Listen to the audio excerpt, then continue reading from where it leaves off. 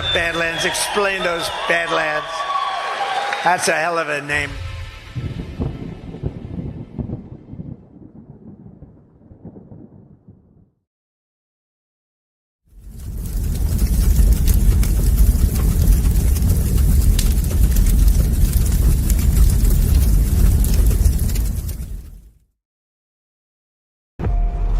We were sleeping.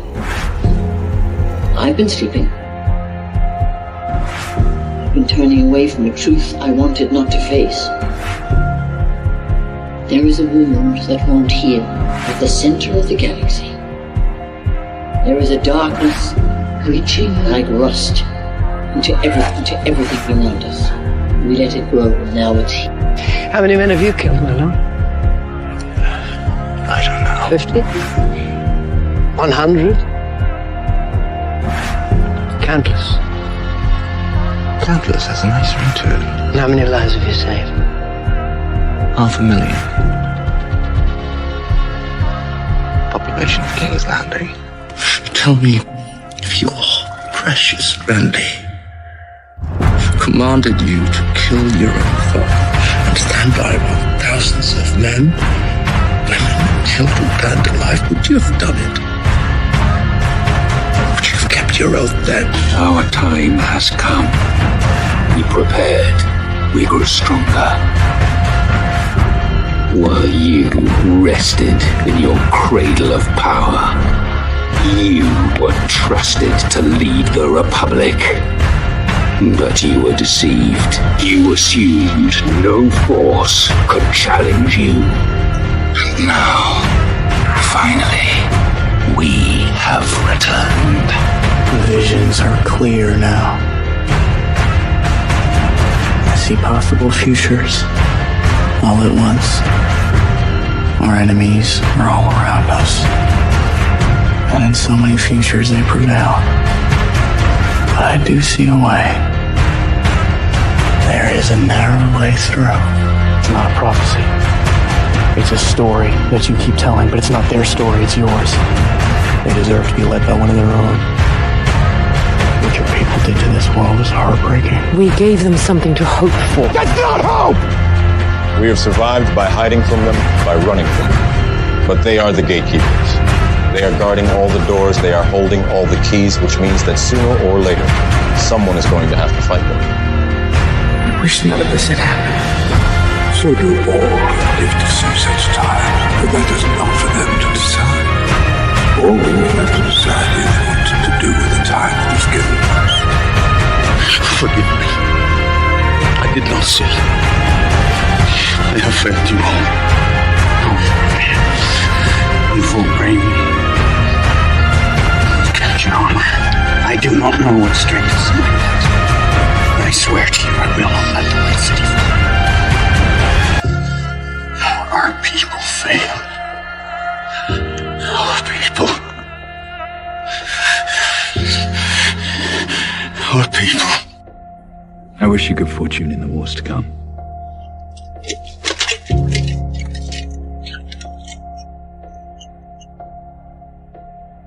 And now it begins.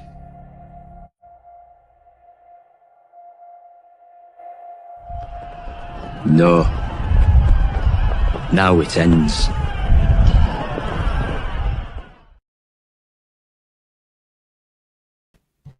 All right, guys. Welcome to The Narrative, episode 24, Legacy of Devolution. Bit of a weird name. Weird title. Couldn't figure out what to call this one, but we'll make it work. All right. I just became tired within the last 1 minute, so I'm gonna rally. I'll start ranting. My guest is liable to get me all fired up in some way, intentionally or otherwise. So it shouldn't be any problem. Mrs. Wright's birthday is today still, I suppose. So happy birthday to Mrs. Bright. Got a little dicey at times this weekend. There was some grumpiness to navigate. I may or may not have played a role in some of that, but we got out. The only way out is through. That's what I always say when it comes to those things. And I did doubt myself at times this weekend because it wasn't working. But then it did eventually work. So, it ended up okay. We had a good birthday, I think. We're good. You just give her a couple espresso martinis, a little bit of tiramisu. She forgets all about it. So anyway, we're good. That's all. That's enough about me, though. Speaking of fire, our sponsor tonight, one of our sponsors tonight, is our friends at My Fireside. I'm going to roll this clip, tell you about them. This is American made, American manufactured, you know the drill. All steel, whatever gauge steel it is. It's super intense stuff. And I have one of these. I've said the last couple times I promoted these guys. I actually bought one of these long before they were a sponsor, 2 years before they were a sponsor. They feature fully customizable, interchangeable plates. There's 3 on each side, 360-degree heat. Unlike competitors' closed-box designs, they deliver 360 degrees of radiant heat for everyone to enjoy. It's a veteran-owned and operated company. They even include free pocket Declaration of Independence and Constitution with every order. A portion of each purchase supports the Semper Fi and America's Fund. Get yours today. Experience the warmth of freedom. Badlandsmedia.tv/fire. Excuse me. Badlandsmedia.tv/fire. Now, these things are freaking awesome. And I will show you my pit. The pit is right here with a shepherd for scale. Pretty sweet. You can tell it's been used. That's a different side of it. These things are awesome. It really disturbs me how many guys I know that like built their own fire pits and there's literally no oxygen that can come in to make the fire be a fire. So that's what these guys understand. The pits are elevated. And again, 360-degree radiation. It looks like there's some pits that were just put into the chat here. I'm going to show these. These might be my guess pit. No, these can't be his. Fight with Cash. We got these ones. Nice little setup we got out there. All right, before I bring my guests on, though, I am going to hit our other sponsor, which is our friends at River Bitcoin. Did you know that Bitcoin is now a top 5 global asset? Now's the time to buy, and River's here to help. Prepare to maximize your Bitcoin returns without the emotion. Introducing River AI, a Bitcoin advisor at your fingertips. Stop trying to time the market. Do it with confidence. At River, you get 0 fee recurring buys, 3.8% Bitcoin interest on cash, US-based support, business accounts, and so much more. Don't forget about the Bitcoin interest on cash, which can accelerate your business growth. Businesses can now earn 3.8% interest paid in Bitcoin. That's more money to fuel your next big move. Get started at badlandsmedia.tv/river. Move your cash to River today and start earning a real interest rate with Bitcoin. The future is now. Badlandsmedia.tv/river.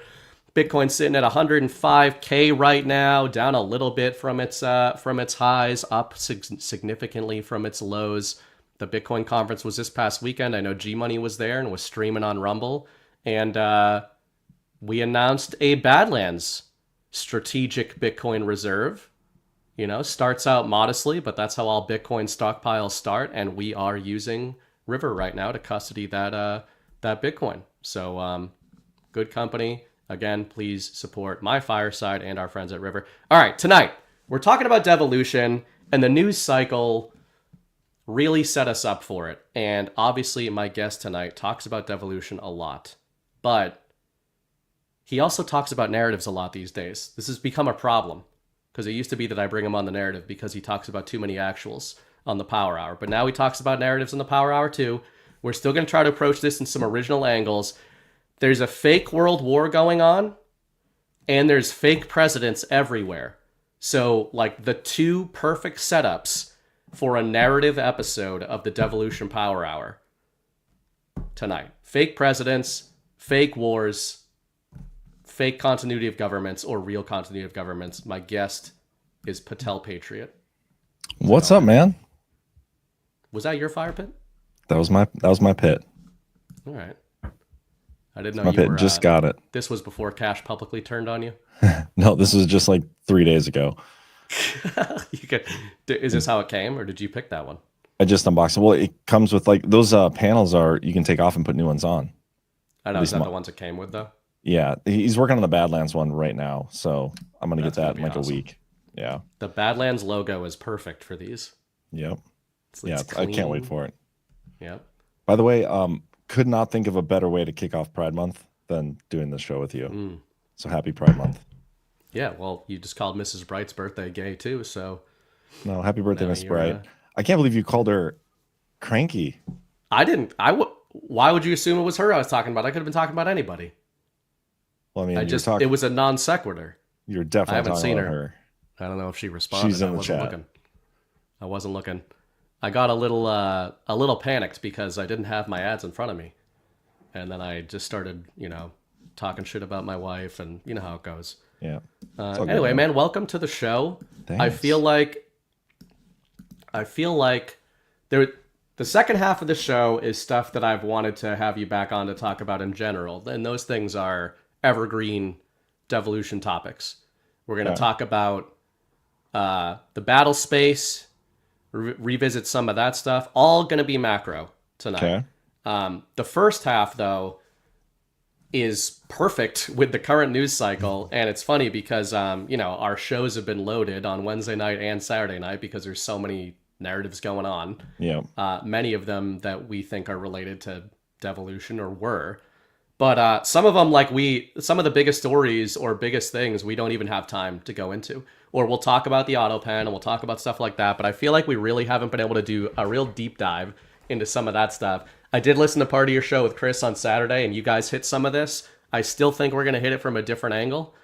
But before we get into the difference between real fake presidents or fake real presidents, I want to talk about the difference between real fake wars and fake real wars. Okay. And today we had the Russian Pearl Harbor. It's already branded. Okay. It's been branded. Yeah, go ahead. Well, I just want to preface this. I haven't seen any news today. I've been off Twitter completely. Oh, nothing? I haven't looked at a single thing, so I have no idea what you're talking about.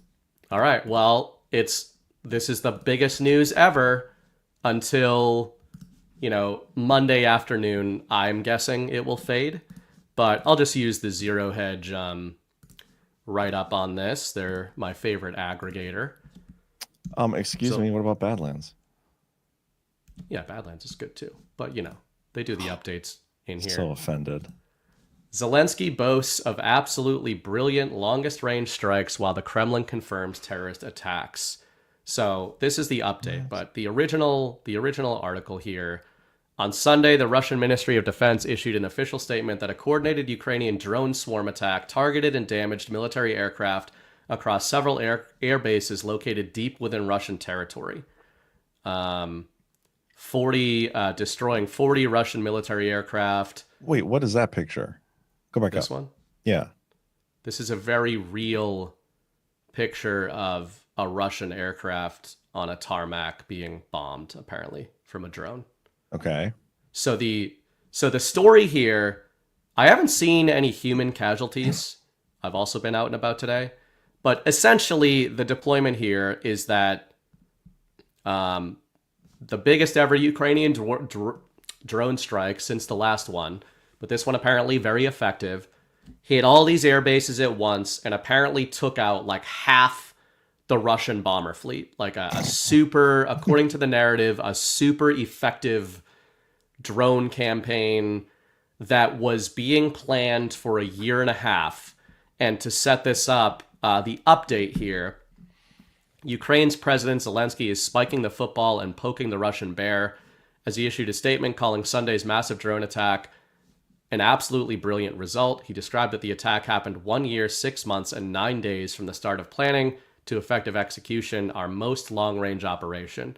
The Ukrainians are calling it Operation Spiderweb, which I think even that is pretty interesting. Destroying Russia's strategic bombers wasn't enough. The Russia's military called it a terrorist strike. The Kiev regime. They had a little note in here. Zero Hedge. Meanwhile, Trump admin sources told CBS the White House wasn't aware that today's large-scale drone attack by Ukraine on the Russian military was coming. Someone is lying. So this is actually huge, and then I'll get your response to it. But yeah. The first narrative was big Ukrainian escalation right on the doorstep of what we're told were going to be peace talks. Yeah. Remember, Friday, Zelensky was saying he wanted to sit down with Trump and Putin and have a three-way mediated peace talk. Then he apparently goes forward with this massive bombing campaign against Russian military infrastructure. The Trump administration claims they didn't know about it, and Zelensky claims they did know about it. So lots of different interweaving narratives here. Again, can't find anything about casualties. It seems like this was a demilitarization strike or something. Yeah, this is crazy for so many different reasons. First of all, like, didn't we just get a story like a week ago where Ukraine still has to like get permission from whoever's weapons they're about to use? Like, I think they have to get permission from Germany this week to fire their long-range missiles. So I wonder if it's going to tie back, like, which NATO country are these weapons going to tie back to? Yeah, the whole thing just seems weird. It reminds me a lot of the pipeline bombing under the Baltic Sea or whatever. What was the name of that pipe? The Nord Stream. Yeah, that's right. The Nord Stream bombing, where we didn't know what happened, but who really did it. Right. And I don't know if this is real. And I'm in a place right now, man, where I'm going back and rethinking like everything these last 4 years of how much of this was AI. So I have no idea. But if this is real, let's base it on that assumption. We're going to pretend the story we're getting is real. How is it possible that we didn't know about it? And if that story is true, that's a slap in the face of the full control narrative. Yeah, I mean, it's so hard for me to just accept it as real, but I think it's fun to we've totally inverted at this point where it's like it used to be fun to consider the narrative, but we would assume it was real, and now I feel like we do the opposite where we're like, let's just play with the idea that this is real, like for fun. But this was on my normie Twitter feed, so this is getting play among the.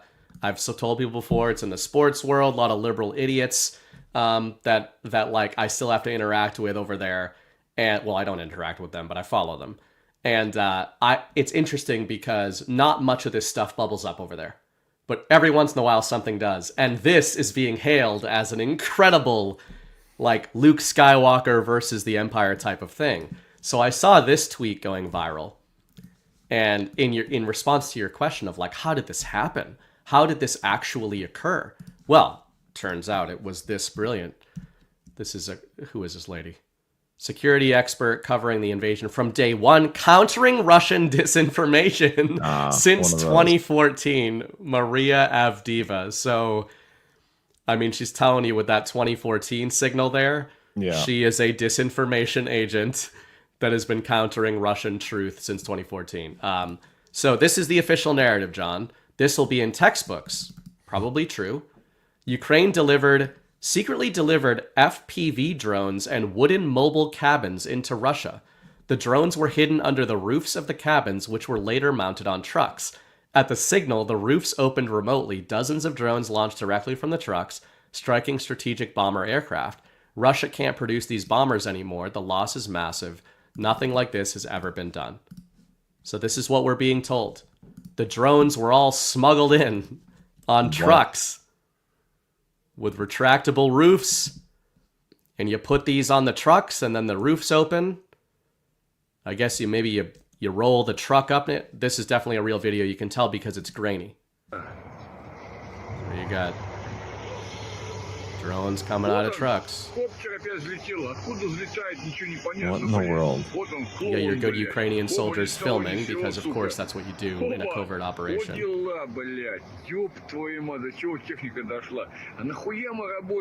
This also reminds me of the pager bomb story. Remember when Israel put a bunch of bombs in the pagers? Similar vibes. And to that point, that was hailed as like this brilliant bit of game theory when it seems like it came out of Pig Panther, like just good old trickery. Well, and here's the thing: like, if we're gonna play with it as if the story is real, and which I'm okay to play with this story either way. So it's your show, however you want to do it. But let's pretend it was real, and then think of who actually pulled something like this off, and considering the pager incident. Like, I still think that one of the bigger like wars going on right now behind the scenes is the one of the military intelligence versus kind of the rest of the intelligence community world.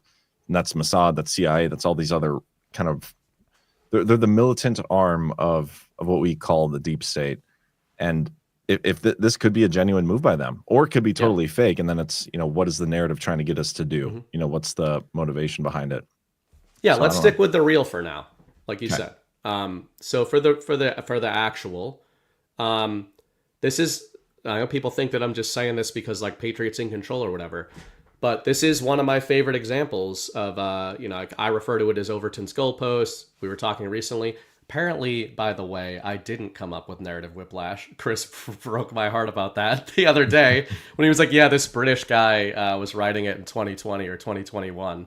Dominic Cummings. Guy, yeah. I think you guys were talking about him on Saturday night. Yeah. But anyway, he uses it in a pretty similar manner, but not exact. The way I've always used narrative whiplash is essentially when the media programs their audience with a given reality, and then that media is forced to do the deprogramming. He does talk about it in similar terms, but maybe not the same circumstances.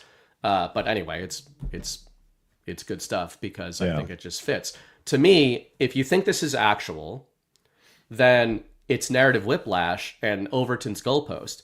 To your point, the question becomes, who was really responsible for this? And again, I mean, that's one whole rabbit hole that you can go down.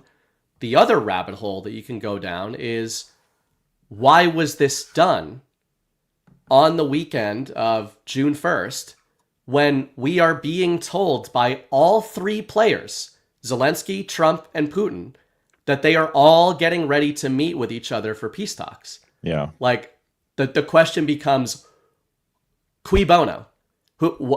I mean, if Russia's get everything that they want in Ukraine, and the U.S. wants the war to end, then who benefits from the escalation here? And I think that's one of the big things to come out of it. That kind of reminds me of Bibi Netanyahu and him continuing to like bomb Gaza and continue the war. These are the warmongers. Like that's who's doing that. By the way, what is cui bono? What did you say? Cui bono. It's from it's the Roman who benefits. Yeah. I don't know. If it's real, it doesn't make sense unless it's like these people just want to continue the war, because if they're trying to sell this, right, as the peace talks, like you said, Zelensky comes in and pulls this off somehow miraculously. What do you expect Putin's response to be? Like, what is the media going to frame Putin's response to be? It's going to be a threat of like some sort of nuclear response, I bet, or something crazy. Like this could be the lead up to the nuclear false flag we've been waiting for. That's what's so funny is that it's like, even the fact that you said this could be the lead up to a false flag is funny, because we're like, even if we play with it as actually having occurred, we believe it is being used to set up a fake story. Yep. The question, though, if we switch to more kind of narrative readings of it, crap, I didn't get my baby monitor. I'll get that in a minute. Mrs. Wright, I do not have the baby monitor. If you want to, bring it to me, please. Uh-oh. I'm pretty sure she said earlier she had the baby in her arms. No, she texted me and asked me if I was watching him, but I'm not because I don't have it. So you have to bring it to me. It is above me in the other bedroom. And if she doesn't, then I'll get it in a little bit. The funny thing there is that even if we think that this is actually happening, there's still narratives that are coming out of it, right? Like we always say, whether you think something is real or fake, there are stories being used, that the actual is being used to create these narratives. And the key word would be escalation. Everybody would agree on every side that this is seen as massive escalation.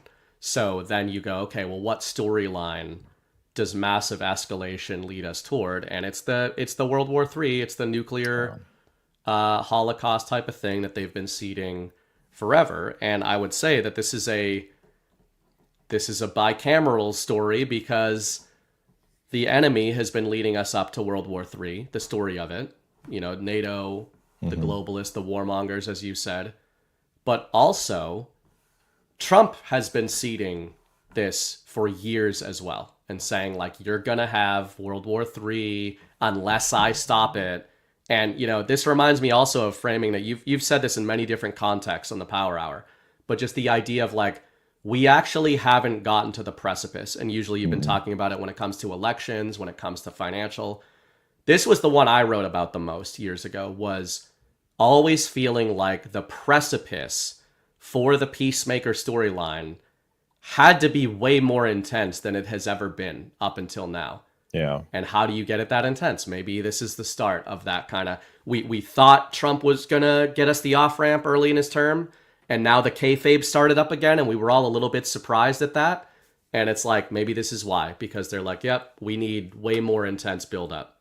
Yeah, the war, like the Peacemaker storyline, this has been the one that I think has been almost, I wouldn't say most disappointing, because it hasn't been disappointing, but it's been most surprising. Like, it's taking a lot longer than I expected some of the peace stuff to take, especially considering Trump's own, rhetoric around it, saying like he's going to end these conflicts before he even takes office. And here we're 4 months in, and we're still seeing stuff like this take place. One of the things that just clicked for me though, when you were talking there, is how many times I look at a story now, and I wonder if this is what they want, is us like questioning whether or not it's even real, especially after this AI stuff. Like, do you think that is the goal of what the White Hats and the the Trump operation, the fourth SAP group, eighth SAP group, is this what they want? Everybody questioning everything, and is that a good thing? That's what. So I don't know if you guys went into this last night. I know you were talking about the AI and VO and stuff. I don't know if you went into this angle, because I wanted to. I thought it would be perfect for this. This was before, by the way. I thought this would be perfect for the fake president storyline, but it's maybe even more perfect for this Ukrainian drone storyline. It also dovetails or converges with what Ash is always wrong about. No, I'm just kidding. I'm just trying to give her shit because she's in the chat. This also, I feel like, converges with the argumentation around acceleration into the future, futurism, future technology, and trepidation about doing that, right? Like, which way do we go? Which way, Western man? There's a lot of, I think, interesting conversation about that. I caught bits that you guys were talking about, the concerns of tech oligarchs and the Peter Thiels of the world. And I think that those are all very valid. I don't know, like, who's good and who's not, right? We don't know. We have our theories. So I think it's important to consider these things. But what you just ended with there is at the point. My gut feeling of VO3 coming out, and, that's just the latest thing. I genuinely believe we are looking at white hat disclosure. We all agree, whether you think we should accelerate into this stuff or not, that the powers that be have been able to do this stuff for a long time, right? Like, that's not controversial to say. We don't think that Google just figured this out and released it last week, and that the most powerful militaries in the world haven't been able to do stuff like this. Yeah. So if that's the case, if we all agree on that premise, how on earth would the enemy benefit from everyone in the world knowing that any video online could be completely and utterly fake, no matter how many sources are telling you that it's real? And right now, it feels like, well, which side of the ledger benefits from people questioning the reality of what they're looking at? And I would think it's actually us. Like, this would be Trump and them. This is why Trump, I think, sometimes has that like playful demeanor, even though we're told drones are flying around starting World War III, and Trump's like, ha, whatever, joking around.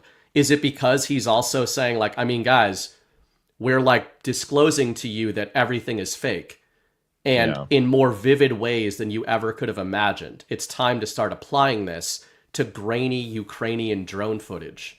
But I wonder then if a situation like that where they're trying to disclose something, I would imagine at some point they would show an example. Like, they would come out and be like, hey guys, it looks like they faked all those drone things. It's all AI. Like, we haven't had a story like that where we were told something is real, like a big story, and then it came out later that, oh, actually that big story that everybody freaked out about, that was entirely fake and fabricated. I feel like that's one of the steps that would have to happen for a disclosure phase like that. You know what I mean? I totally agree with that. In terms of actual disclosure, you'd need to complete the arc. Yeah. Um, Because we don't I have any see it. examples of that yet. It's just questioning it. No, we don't. And that's why it loops actually back into the original point here that we both made. And that is, on the one hand, the warmongers want the actualization of World War III. And I think that is being communicated. But on the other hand, I really do believe that Trump and company, Sovereign Alliance, are trying to build us toward the story of World War III to expose the warmongers.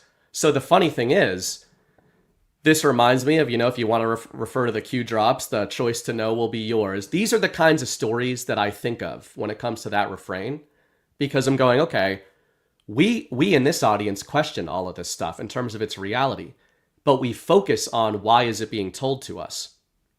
Is this an AI? I just typed this in. Yeah, what did I type? I typed grainy security cam footage during daytime shows a drone flight out of the back of a shipping container on the back of a truck. In the background is like damage, smoke, and all that stuff. First attempt, didn't do anything else, didn't do any funny business. This is what it came up with.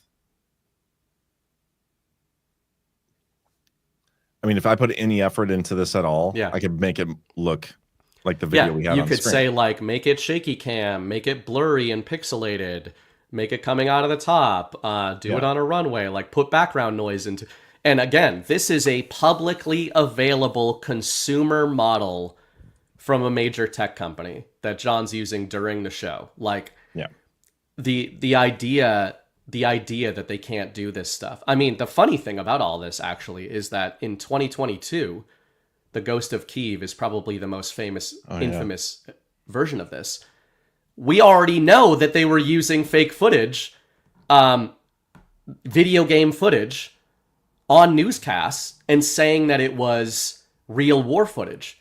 Yep. And, the storyline, this is another case where I think a lot of the response to the OSINT community was wrong, where the OSINT community is like, look at how stupid the media is using video game footage. And it's like, that's not the story here.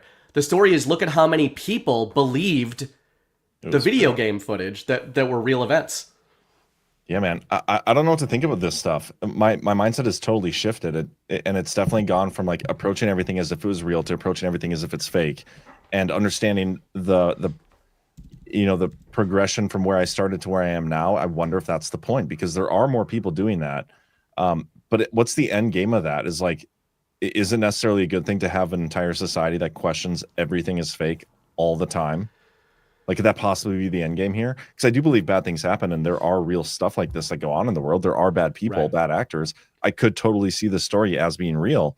I could just also completely see it as being fake. It's the shit is hard to navigate these days, man.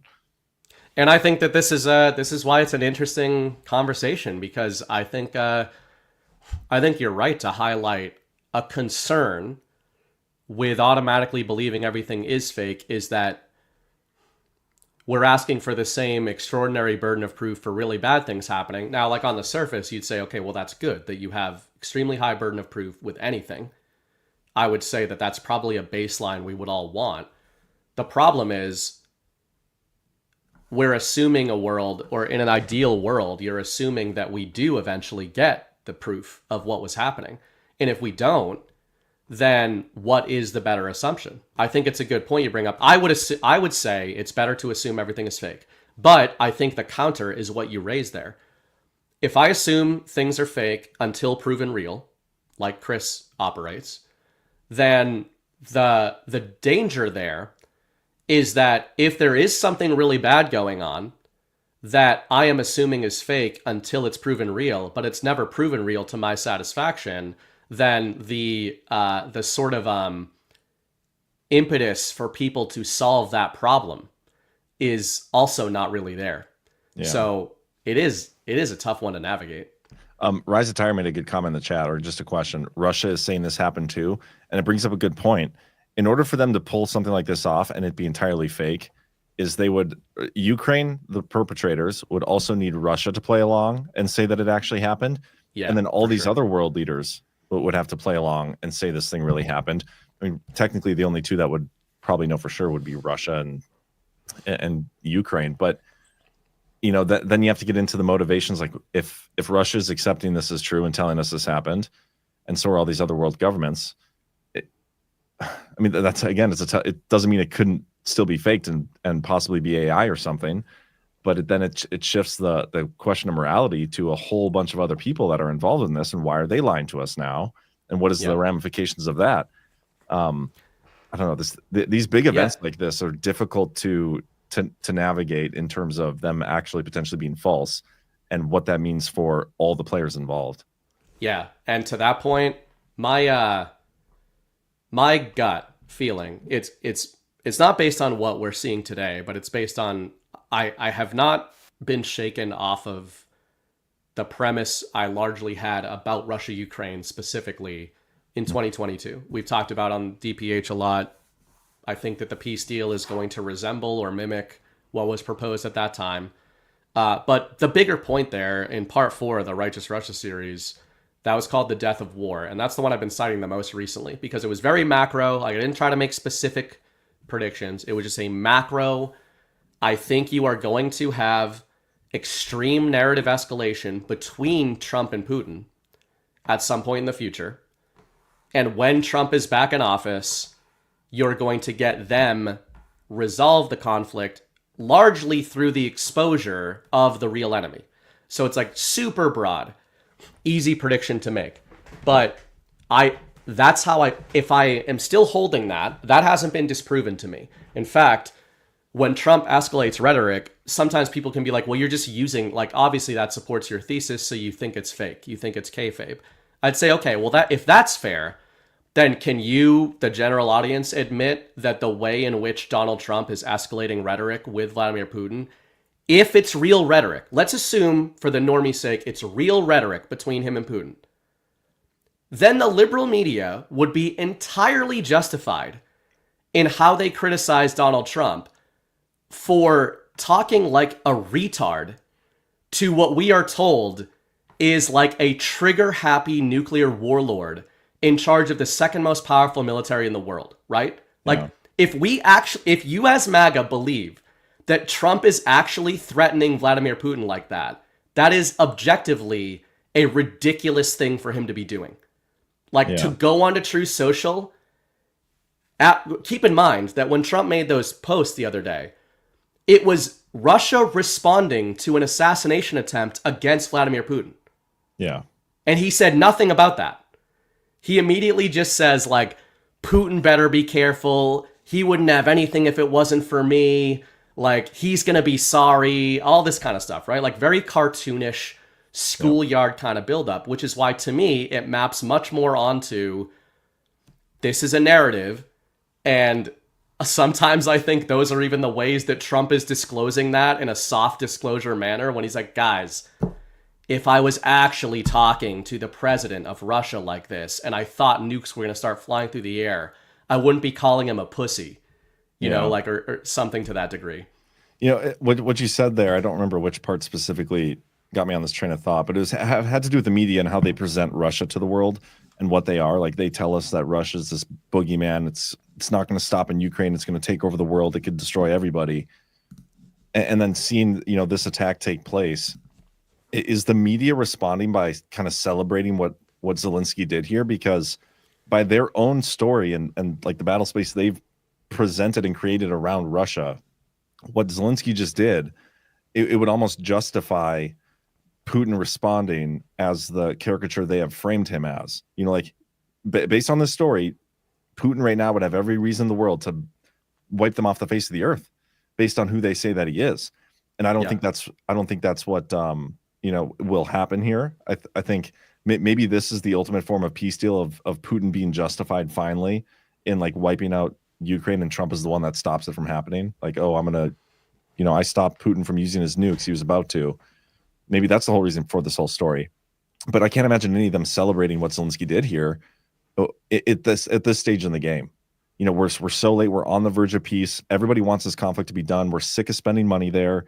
And I think that's like a pretty worldwide, accepted position now. It's become untenable, and it's quickly becoming even more untenable. And now we have this move from Zelensky, which puts the whole thing in jeopardy. It just doesn't make sense unless you're the warmongers that want to keep the forever conflict going. Yeah, and I totally agree, and I'm glad you brought up the untenable position, because that's you brought that up a couple of weeks ago in the context of both Ukraine and Israel, and I absolutely agree that, you know, it's not right away, but it is actually working. I think the narrative trap, like I've been calling the Middle East in particular the Kobayashi Maru for a couple years, and I think you can apply that to your framing of Ukraine. Yeah, the deeper they go. It's interesting. It's almost like the deeper they go toward peace and the deeper they go toward war, to your point, they are exposing the people who want the second thing. They are more and more exposing that. And I genuinely think that the sort of party or the group that is being exposed here is not really Ukraine. I don't think it's, I mean, obviously I have my R Boy Z theories. And I do believe that, because actually, I wanted to address that point. You just made a good point in your previous comment, where you said it would seem that the two parties that would have to be involved in the psyop here, for it to be a psyop, would be Russia and Ukraine. And I think that is true. I think it is hard to frame this as, well, Russia knows it's fake, but Ukraine doesn't. Like, that's not possible. If it was fake, then both sides know it was fake. If it was real, then both sides know it was real and are acting accordingly, right? Yeah. But if it was fake, then Ukraine knows it was fake and Russia knows it was fake. To me, that's an R Boy Z proof. If it's fake, that we don't know if it's fake, right? There's a lot of ifs. But if it's fake, why would Putin be playing along with Zelensky's narrative? Then, like, that's kind of, or we could use the Chris Paul. We could even use the Chris Paul here, the idea of drafting. Yeah. I guess if you want to go against our boy Z, you could say Putin knows it's fake, but is playing along with it because they are escalating toward the exposure of the warmongers here. Okay, is there a scenario where it could be fake, it could be Russia's false flag narrative, but Zelensky is still a bad guy, or would he have to be in on it? If he was not under white hat control, would he still... Is it out of the realm of possibility that he would play along just for the credit of these strikes on Russia? You know, I guess I can come up with one, and I actually dovetails into the point I was going to make, which is that I think the real group that is being exposed here is the warmongers, as you've been saying. Who are they, though? I think the reveal to normies increasingly is it's Europe, it's NATO, it's NATO. Con Inc. Yeah, it's the EU, it's Con Inc. Israel is obviously endemic of that as well. Like, huge. To me, Israel might as well be like the poster child for what the EU, the UN maybe more specifically, is supposed to be, right? It's like, it's literally the nation that they created as sort of a proof of their power projection capabilities, both actual and narrative. Their bureaucratic power projection resulted in the creation of the nation of Israel, modern day nation of Israel. Don't freak out, people. But to me, if Zelensky doesn't know, like if this is a Russian psyop, to your point, would Zelensky possibly play along with it if he's not on the same side?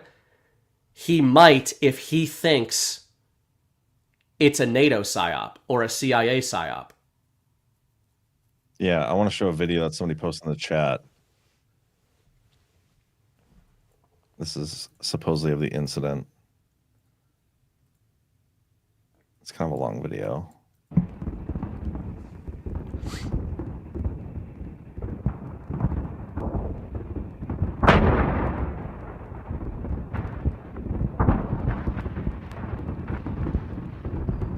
I mean, this is a terrible video. This looks fake. I mean, it looks as real as anything else, which is, which means it looks as fake as everything else, too. What always cracks me up about these, and I think it to our discussion on VO and everything, is that isn't it kind of funny how if you take a modern iPhone video of going to the mall, it's like 4K 60. Yeah. But every video we get of like military installations and war and all this kind of stuff, they're like, yeah, Like if you really look closely in the upper left, you can see a black speck.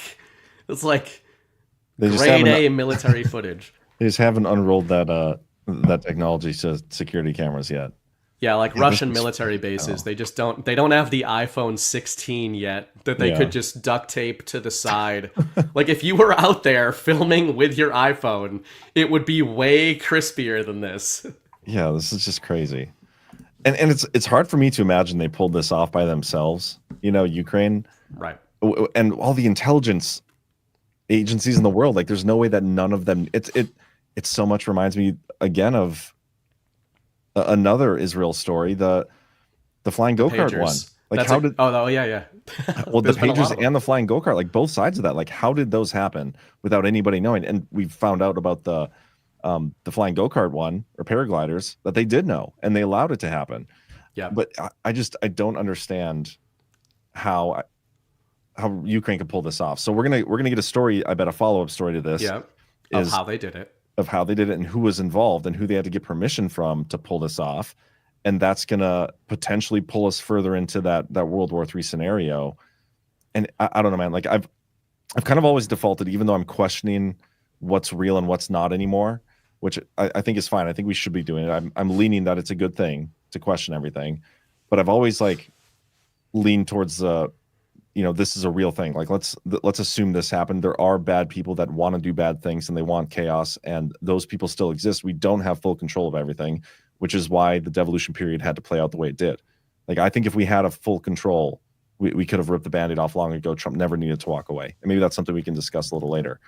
But with that assumption in place, I do look at this and lean towards it being a real situation, and somebody is trying to further push us towards that World War III. That is the best case scenario for the enemy right now, is as much chaos as possible, as much damage as possible. If they can find a way to stall and outlast Trump and not get some of the things fixed because there's huge World War III distraction, that's probably the best thing they can hope for.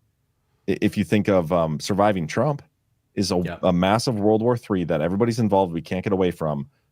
I feel like that's something they would want. And Trump is clearly trying to avoid that with the peacemaker talk and all the deals and Abraham Accord that he's going around the world preaching. He doesn't want that. So in that, without knowing for sure whether the videos are fake or whatnot, I'm going to play with it as if it's real and assume that there are bad people trying to do these bad things.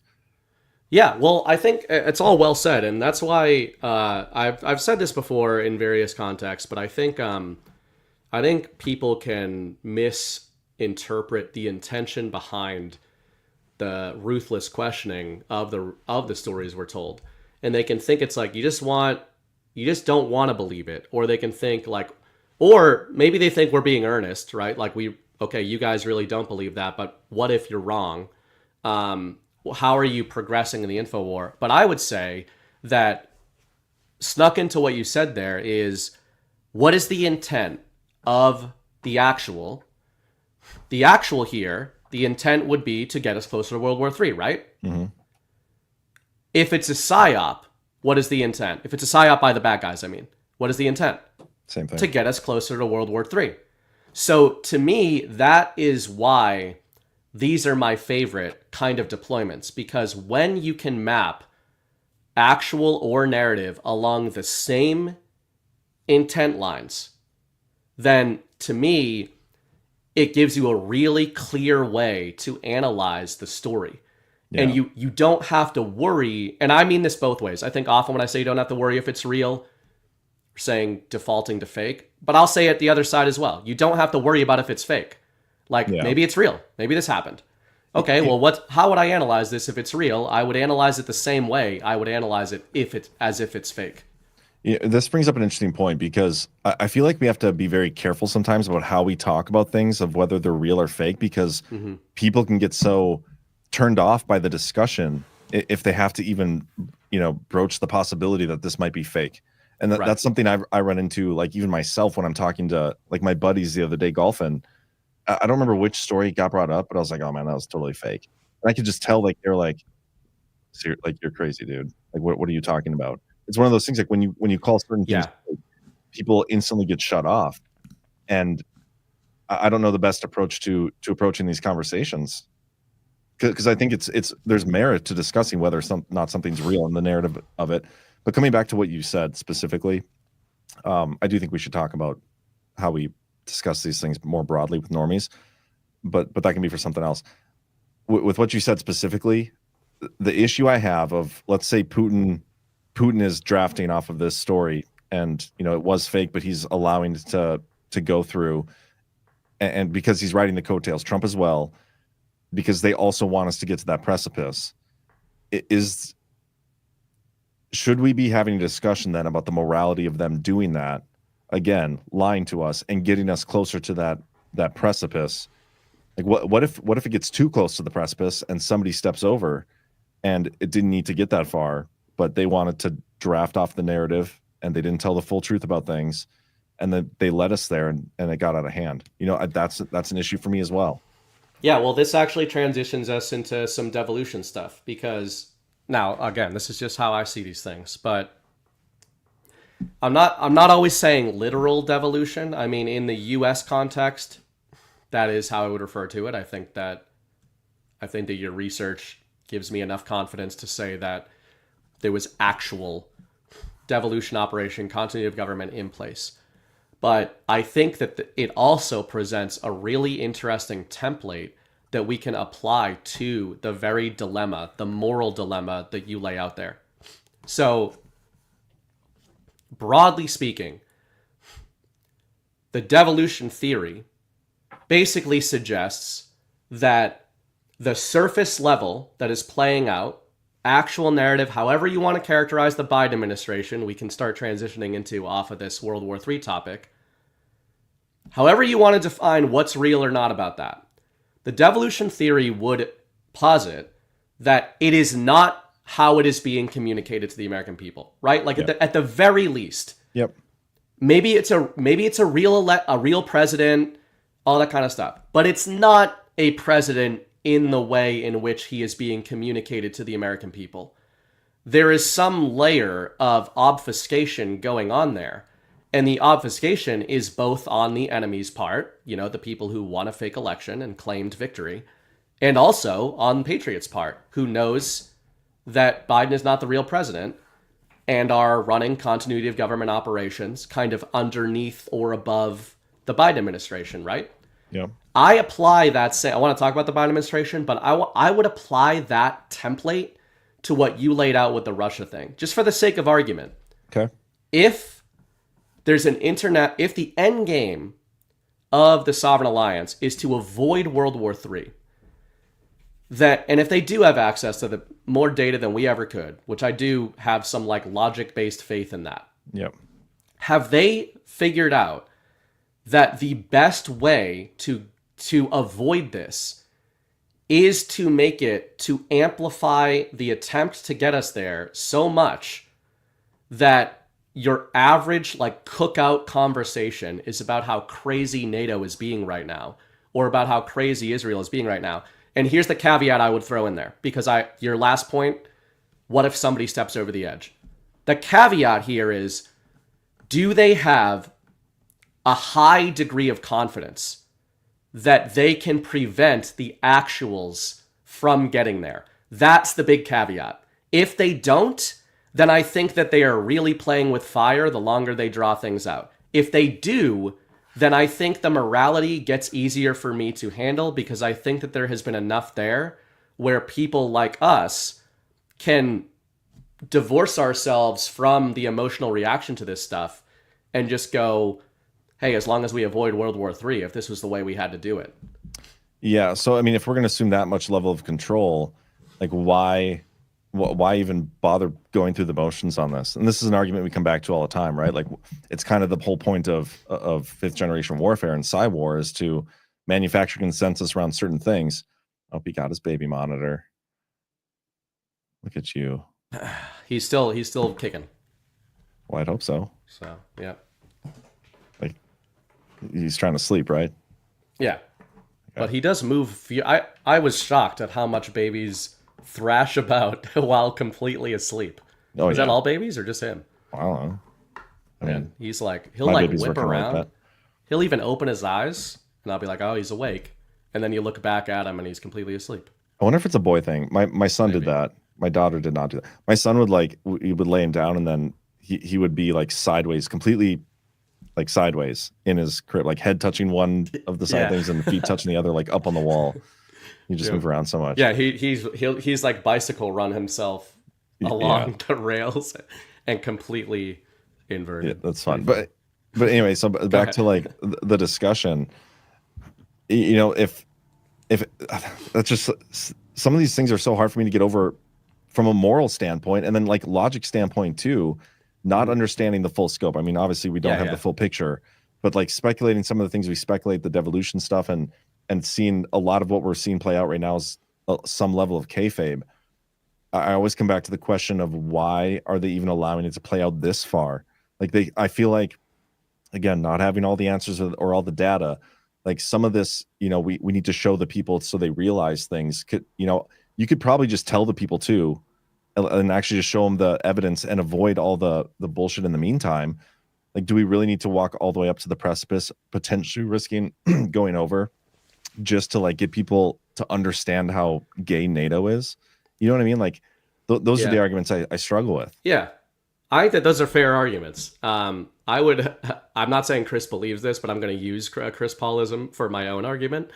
And that is, I really like how he talks about informational time travel. I've kind of used that in the context of the Q drops and my interpretation of those.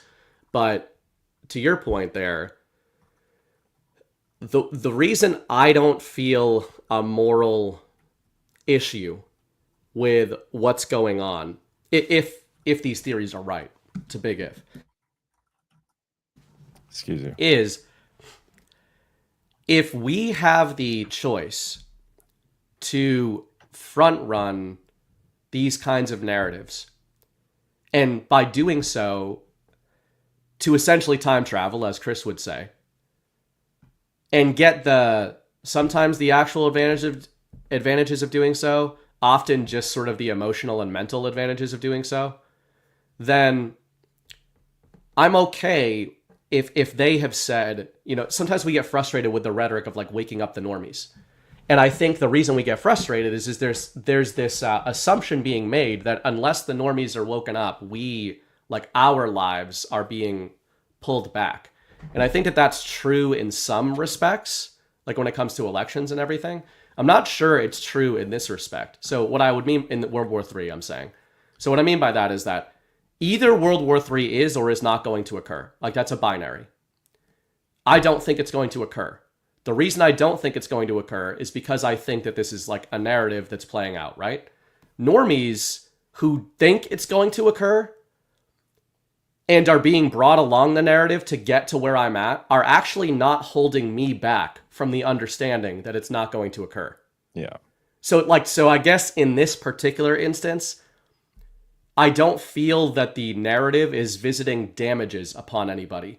The people that have figured this out have released themselves from the fear of World War III, and the people that in their estimation have not figured this out but need to figure it out require the narrative escalation. And I think to transition this, you can respond to that, but I do think it applies as well to the whole Biden administration. We talked about this a lot over the years.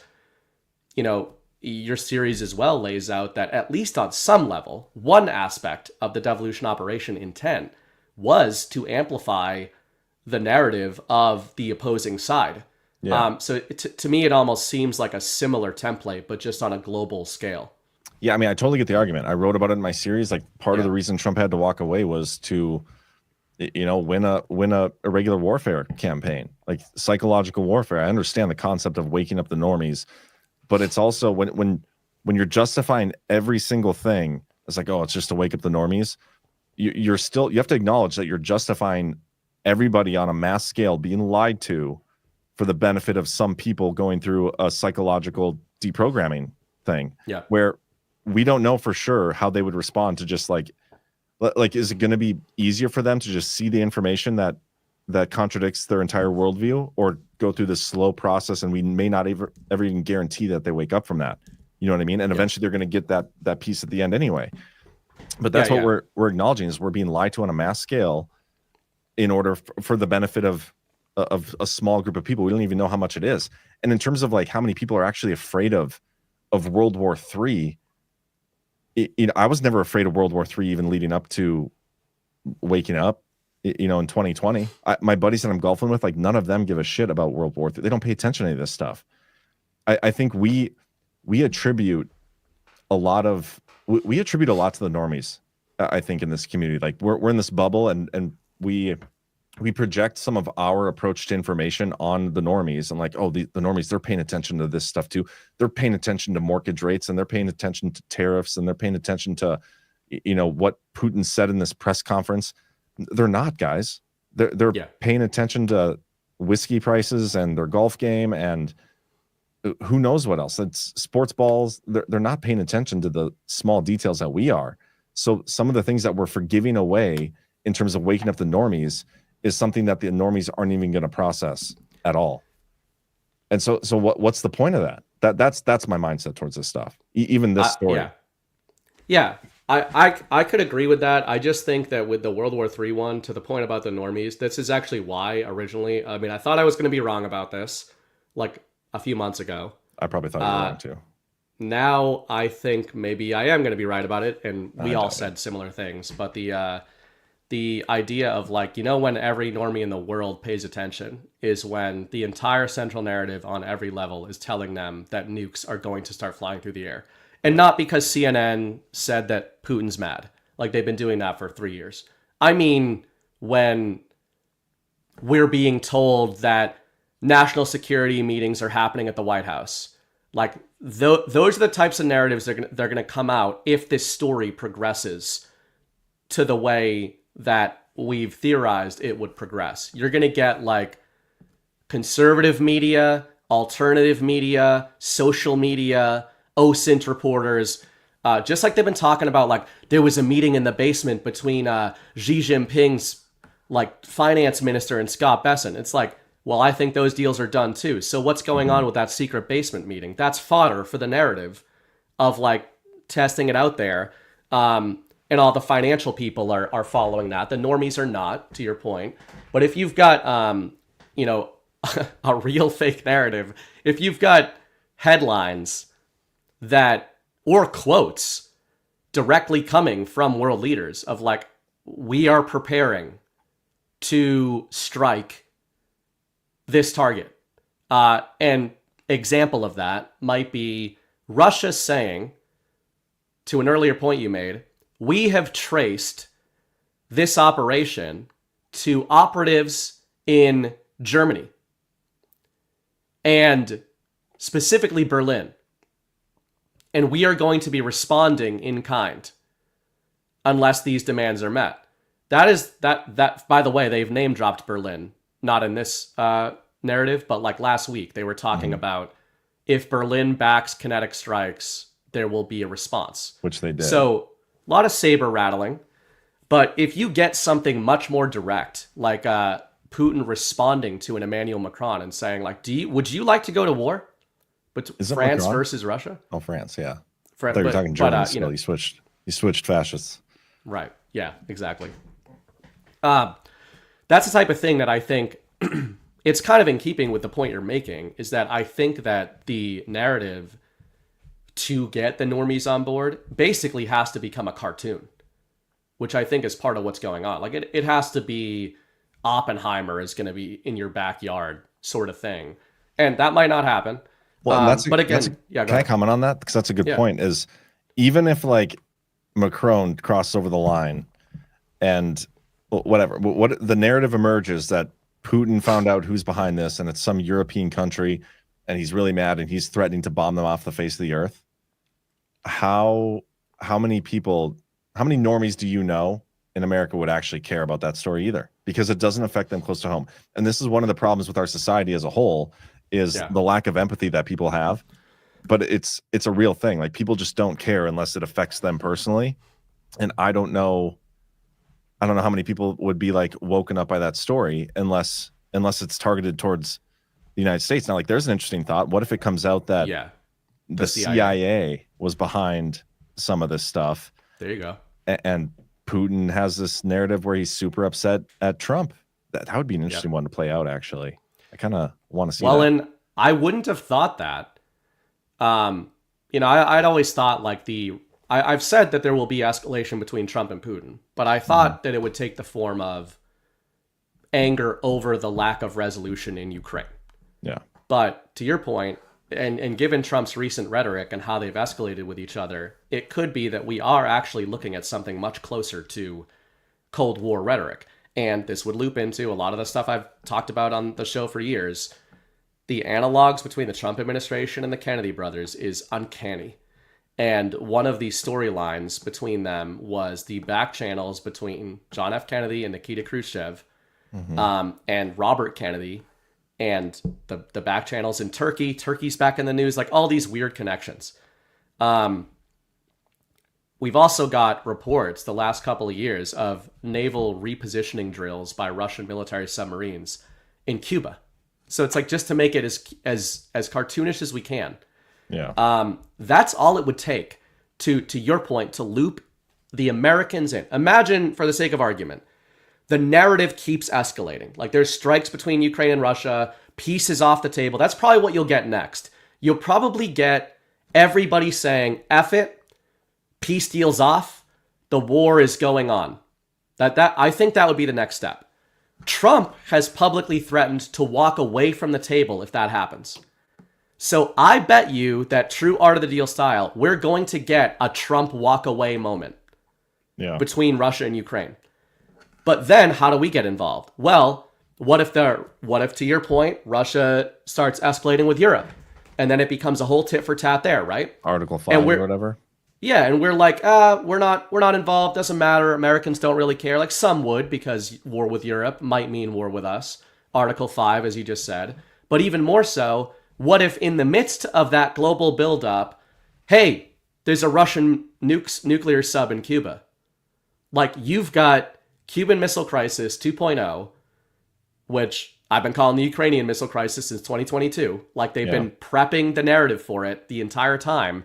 And Trump putting out a big all caps true social post, like, if this sub doesn't turn around, whatever. Like, there's a lot of ways that I think they could play up the idea that, remember, the idea in the Cuban Missile Crisis, Russia actually never directly threatened the United States. Of course not. It was the implication that they were threatening the United States, and the media played a huge role in that. And I think in this case, the media, which is a huge topic, would escalate that. And I think that they'd actually be trapped into escalating that between Trump and Putin. Well, and there's still two ways we got to look at the response to this, because if it is just a narrative, then we'll have a narrative escalation of sorts without any actuals, and that'll reach whatever conclusion. But if this was a real story, then we should expect to see a real escalation, because it means there's a real threat that still remains at some point that needs to be gotten rid of, wherever that's emanating from. And that's, I'm just very curious to see how Trump responds, because I checked his Truth Social. I don't think he said anything on it yet. That'll be interesting. I'm sure it's going to be I'm very disappointed in Zelensky that he did this. He never should have done this. This is a bad move. And then but Putin better not escalate. Like, he'll say something like that. Yeah. What if this pushes Trump fully into the Russian camp, like where we already think he is anyway? There's just, and then the whole other flip side of this too is Trump's Golden Dome stuff, which I already think is in place, and I already think has denuclearized the world. If they have the capability and the technology, as Quast alluded to a while back, that they can like shoot nukes in their silo, nobody's going to risk shooting off a nuke. And I think that's where we're at. Yeah. And so with that being said, I don't believe the actual threat of nuclear war exists. You can make that would be Devo related to me, 100%. Or like the Devo template. Yeah. Of I think the best way that I liked of you framing Devo was national essential functions, baby in the playpen, as we've talked about, but guardrails. Like, it's because sometimes we're like, okay, full control, not full control. Let's grant that we don't know how much control there is, but we do believe in those red lines. And I've long said that I think even if you're just talking about U.S. devolution, a world war kicking off crosses every national essential function for the United States as well, right? Like, so I actually think that even constitutionally, Trump actually has like the constitutional mandate to stop a war between Russia and Europe, even without Article 5. Because he's like, if that happens, our economy is done because of the way global trade works right now. Maybe. Like, we're Maybe not through that yet. Yeah, we're not there yet. Here's a random weird example that I'm going to hit you with as a hypothetical of narratives versus actuals. Okay. Let's say you've got a friend you trust. You've trusted this guy forever. And you've been in a long-term relationship. You're with happy and everything. No, with a girl. Okay. This isn't a real story, by the way. This is all hypothetical. How long have I known this friend? Forever. Your childhood best friend. Okay. Okay, best friend, you trust him. And you've been with this girl a few years, whatever it is. And your buddy, you're at the bar, and your buddy says, John, I think your girl is messing around on you. And you're like, what the hell, man? Like, F you, blah, blah, blah. And he said, like, what evidence do you have? He's just like, I just know it. I know she is. And then you do your investigations, and you find out that on an actual level, she didn't cheat on you. But she had the full intent to, because she's been talking to a guy that your buddy knows, and that's how he found out about it. So she's been talking to a guy. I would consider that cheating. I would too, but most people would not, because that's actually not. It's a narrative. It's an intent. It seems to be an intention to cheat, right? But it's not the actualization. There's still a moral issue. You're like me. That's the problem. I need somebody who's less morally, like, sound in this. But you know, I think that's kind of what's going on here. Ash is on. that yeah, Ash, when you were cheating but that's honestly how I see. Like, let's just say that Trump and Putin are like lying about the actual threat of World War III, but they know for a fact that all the factions they are exposing were going to do this. Like, not only were they going to get us to World War III, they were going to do it this way. Yeah. This is how I actually see the playbook known stuff. So, like, if your buddy is saying, man, I think she's cheating on you, and then it's like, because, I don't know, she's been meeting up with this guy. Turns out that didn't happen. But she's texting him, and they're talking, and the intent is there. Like, that's kind of how I see it, where then if you come back and you're like, dude, you were lying to me. You said they hooked up, but they were just talking to each other. Like, your buddy would just be like, man, what do you want? Yeah. I told you what was going on, and then I showed you what was going on, and you found out for yourself what was going on. Yeah, I mean, I get what you're trying to do with that metaphor. I don't think it's a perfect metaphor because what we're being told when we use that excuse of NATO is the chick in this case, just if it wasn't clear. What was that? I said NATO is the chick in this case, if it wasn't clear. Okay. Well, in the case of this story, like, or in the case of what we tell ourselves when it's, on behalf of the normies, we're being lied to because of the normies. That's why they do these psyops. They say that they're doing it for our benefit. And so that's where it kind of diverges from that hypothetical, is because, like, how would they be doing that for our benefit? That lie is different. But with this one in particular, like, there is another option. Like, when it comes to these countries doing the psyops and lying to us, for our benefit, there is an option of not having to lie to us and just telling us the full truth and letting the chips fall where they may. And that is the moral argument that I try to have with when I approach these stories, and the justification of it. Because at a certain point, we can't excuse that behavior away forever. I can understand it for a while, and I don't know when the cutoff time is to, like, okay, we're done.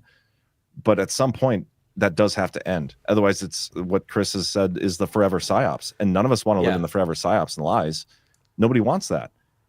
And so I'm okay with, like, talking this through, and I don't know if there's a consensus that can even be formed around how long we justify allowing these people to lie to us forever. But if we know they're doing it and they're going to continue to do it, even if they say it's for our benefit, you know what else is for our benefit? When they took down 2 towers to draw us into war and then, like, surveil everybody's phone, that was for our safety and our benefit. Like, it doesn't mean it's a good thing. Like, at some point we have to have a real conversation and ask real questions of what we're being told and who's telling it to us, because it's not always a good thing. And eventually, like, they're going to just become the new bad guys if they continue to lie to us forever. Yeah, I think that's all fair. I think I just try to. I mean, I'm often playing devil's advocate even against myself to try to game these things and say why. Because I think I do think about intention most of all, and a key assumption that I'm making is that the intention of Trump is what he says it is, and the intention of Putin is what he says it is. So if I then look at the intent there and recognize that we all understand they do have more information than us, I know people get really mad about that and be like, oh, you're just giving faith and we can't just have faith in it. It's like, well, that's like an objective, knowable fact that they have way more information than us. That's not me just handing over belief in them. It's combining that with my belief in the intent. And then trying to map it out. And I think that's why we do these things. It's like, all right, if my intention was to get us to this better place, and I had way more information than these people who were mad at me not telling them the truth all the time. And then, I would also say, and Chris says this a lot as well, that I think we overstate the lying that is going on as well. And I granted, like, it'd be great if Trump held a press conference and was like, here's the history of NATO. Here's, is he supposed to hold the press conference and say the U.S. military has been involved in, like, everything that they've done for the last 100 years has been wrong? Because I would say that that's not entirely true. And that that's a super difficult narrative to untangle. So is he supposed to get up there? Like, does he lose the morale of the U.S. Armed Forces if he gets up there and says, like, all of your fathers died for not only nothing, but were bad because they were engaged in, like, that's the truth. But the dilemma becomes, if you translate that in a certain way, are you damaging or destroying the thing that you're trying to save? To use my stupid, like, girlfriend analogy, you could say something like way worse, like something you knew about somebody in your personal life. And, like, imagine you tell somebody something and then they kill themselves the next day. Yeah. It's like, you're gonna wonder, did I have to communicate that in the way or at the time that I did? Or was there a different way? Did I misread the state that person's mind was in? And if you're them, and we're assuming that they have a way of looking at, like we all say, like, oh, who cares about the normies? It's like, it's a survival mechanism to care about the normies. It's not out of empathy anymore for me. It used to be. Now it's like, if the normies crack, then we saw what they do during COVID. They turn into Nazis. So if they crack the wrong way because the timing on these things isn't right, we all actually lose in that scenario. Because, like, having, your guns and whatever isn't going to protect you if there's mass panic and whatever. Like, I'm just using apocalyptic scenarios, but I think that's what they're trying to navigate, and that's what they've referred to for a while in terms of the battle space. Yeah, and this kind of brings me to another thought process here and this is the reality I'm coming to accept, the longer this goes on. Like, when I first started my series, I truly believed, like, hey, these midterms here, like, it's got to happen. It's got to happen by then, because there's no way Trump's going to let this go past 2022, another stolen election. There's no way. He's got to make his reveal of whatever he has. Then it was 2024. And then it was, we're heading into the 2026 midterms. And the longer it goes on, the more I'm starting to realize, like, I doubt they're ever actually just going to tell us everything. They're going to try to play this out fully using the psyops and the narratives and try to get us untangled from this mess without ever having to actually tell us the truth of anything that actually happened. And, they'll maybe disclose some crimes that happened that they can prove along the way, but we're never going to get the Devo reveal. We're never going to get resolution to a ton of stories that haven't been resolved. Like, there's a lot of this that are going to be forever lies until, 60 years from now, we get some declassed info. But if I had it my way, like, I don't need somebody to go on the TV and tell me what happened, because they're not going to be able to give us all the details. I would love them to just document, dump everything out, and let us go through it. Let us all see the details, but we're never going to get that. I do think we're going to be living in a form of forever psyops. It's not something I'm happy about, but I do think that's where this is going. I don't think they're going to ever give us the disclosure that we believe we are deserving of. And part of what you said there too is, like, maybe the new term for normies is the apathetic, because I've been viewing the normies as the apathetic more so now. And this is something I've said a lot before is, you know, Trump had to walk away because there's too many people apathetic to Biden winning. Like they probably saw there's election fraud. Like everybody saw what 2020 was and how weird it was. And they probably assumed like, yeah, they definitely stole this thing, but they were apathetic to Biden being like, who cares? Okay, we'll take Biden. Yeah. I've heard Trump is mean. And now ever since then, the apathy has shifted in the other direction. And now everybody's like more apathetic to Trump and his agenda and all these things. How many of those apathetic people are actually going to get involved locally? Like what's it going to take to get them to wake up? And I think it's going to take a lot. And I don't know if we're going to go through the things that is needed to actually get them there. I think we're going to live in, we're going to be in psyops for a lot longer than we want to be. Well, strangely, I can agree with you. And I think I can spin that positive because your recent shift that you just described and how you're thinking strangely coincides with one that I don't know if I've talked about on the show with you yet, but recently I kind of had this epiphany of very simple, but that the people who define societies, it's a much smaller number of people. Like, you know, in any context you want to look at, good or bad.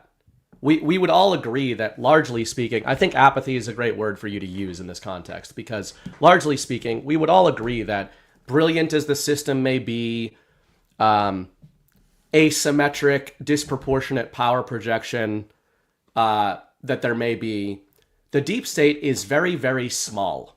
Like the control it has levered is vast, but effectively it's very small. I mean, you could fill a stadium with the deep state, you know, in the global deep state, most likely. High school gymnasium. Yeah. You know, of the real players, of the real, like, who knows the system and knows what's going on. There's lots of useful idiots that the system uses. So yeah, you probably could fill a gymnasium with like, this is the deep state.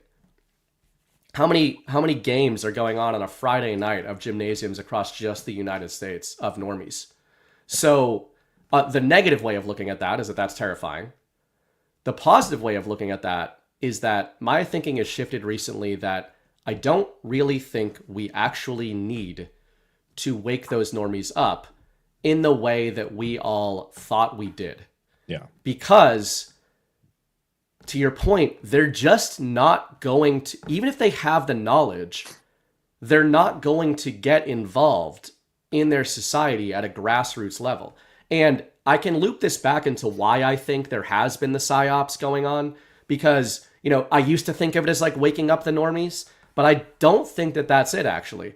I think it's been sifting leaders out of the normie sphere and giving that a little while, right? Like if, let's say, me in 2017 was like awakening as a former liberal and I was disillusioned, but that's the first time that I started to be like, oh, there's a global deep state. And, you know, 2017, 2018, right? Coincided largely with Trump and the Q drops. Chris Paul was 2020, a full presidential term after me. Now, that doesn't mean that he's less awakened than I am, but imagine that I was like, I don't want, if you think COVID was a psyop, I don't want to deal with this anymore. Then it's like, well, would Chris have sifted himself out if it wasn't for the COVID thing, like completely upending? What sifted Chris out ultimately, and he admits this, losing everything that was important to him at the time. It wasn't just because he thought COVID was stupid that he decided to like become Chris Paul that we know. It was that the psyop visited extraordinary damages onto his life, and he sifted out and decided to become a leader about it. And, you know, for you, like a huge thing was the 2020 rug pull.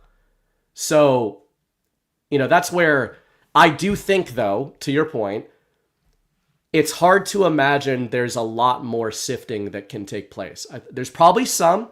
Maybe there's like Scare Event can sift some more leaders out of the normie sphere. Maybe crimes against children exposures can sift some more people out and get them involved.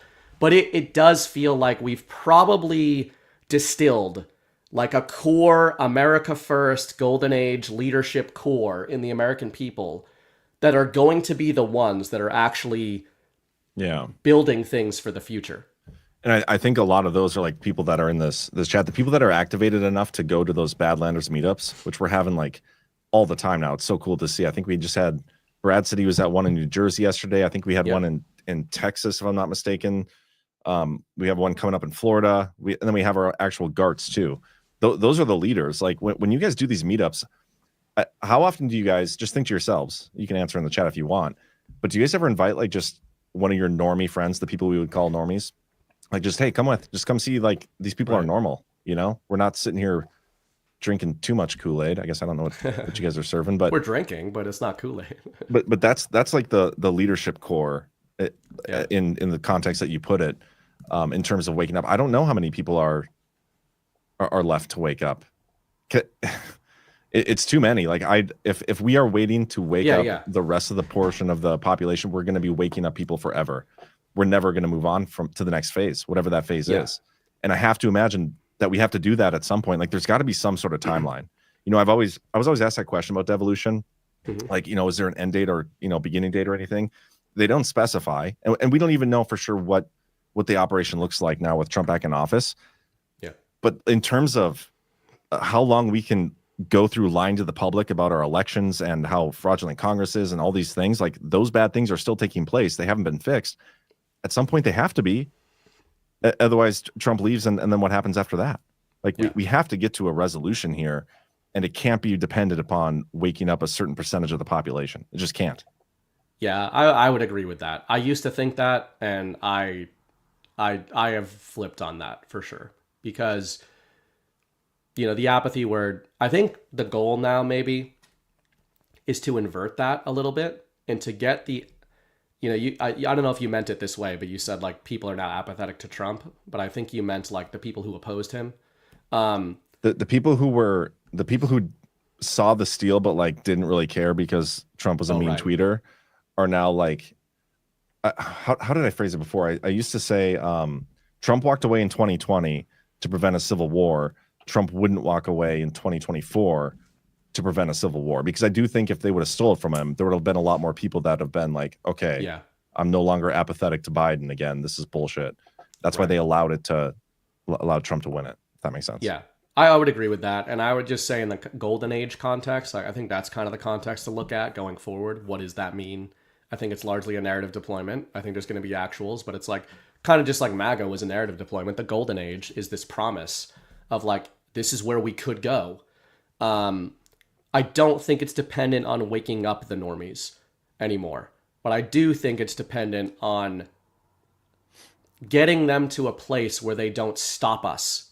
Yeah. It's almost like we're all kind of agreeing on Badlands, I think, when we have these conversations, especially on the Power Hour. Like the Power Hour crew talks about this a lot. I know Ghost does as well. The normies can kind of become like a weight, like an anchor, where we're saying like, hey, we're trying to go into the golden age and we got to wake all of you up. And there's certain people in our audience and in our crew that believe like, wake them up, keep waking them up, keep waking them up. And then it's almost like you can roll the anchor up completely and go forward. Or they're going to join you in the crew. Yeah. That's obviously great. That's a best case scenario. But I think my thinking has adapted to say, we just need them to stop dragging us down. Yeah. And that will be enough. And I don't think that we're quite there, because if you do talk to normies, I don't think it's just apathy. I do think you have like it. I do think it's possible to program normies or to sort of release them from the programming rather of something like NATO. Even though like most normies at the cookout, to your point, they don't care about NATO, right? They will if they fear for their lives. I think they will care that NATO, if they are given, like people are very binary creatures. What's the threat to me and my family if I'm somebody who's apathetic and apolitical and don't give a shit, conservative or whatever? You're telling me that nukes were almost started flying on Friday, like for real, they almost started flying? Who? Why? Yeah. Well, NATO and the European Union, and also, you know, this whole globalist apparatus. Well, okay, well, that's bad, right? Now that guy at the cookout isn't going to then run for office, but he's now going to understand why leaders in this community are going to employ the sort of rhetoric and moves that they're going to employ in the future. So that Trump is like disarming a lot of these psychological bombs and saying, when he said that he wanted to withdraw from NATO 8 years ago, it was considered crazy even to normies. But now a lot of those normies who don't even know this stuff are like, yeah, I mean, that's been normalized now. Like the idea of that has at least been normalized, that might be something that happens. Yeah. I mean, I think, some of the repeat stories, it's definitely good to like normalize the idea of something like this happening in people's minds. But I have a thought I'm kind of chewing on here. And I think we've discussed stuff along these lines before. And I know I think it was with Chris, I had a discussion kind of about this. But in terms of like manufacturing consensus, right? And the mandate Trump has nothing to do with the vote total that he got. It has to do with like what they know the people, the will of the people is in this country.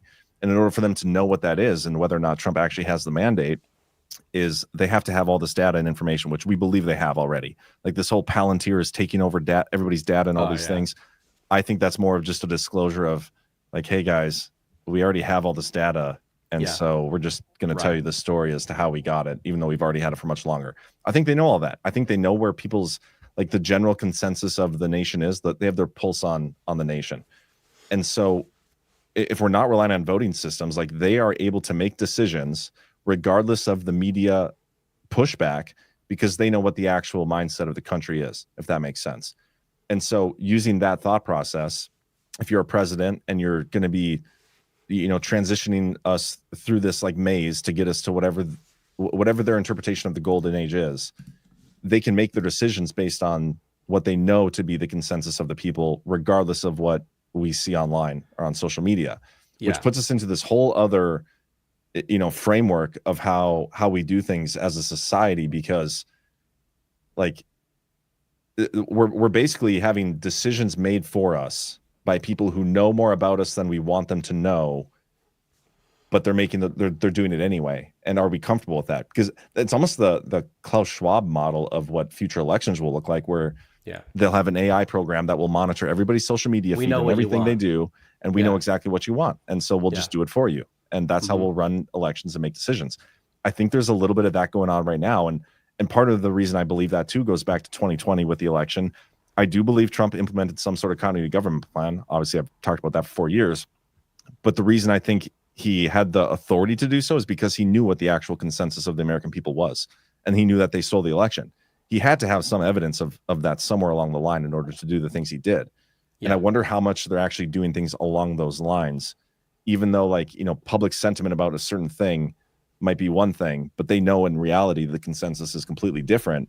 And so that's why they do some of the things that people kind of push back on. You know what I mean?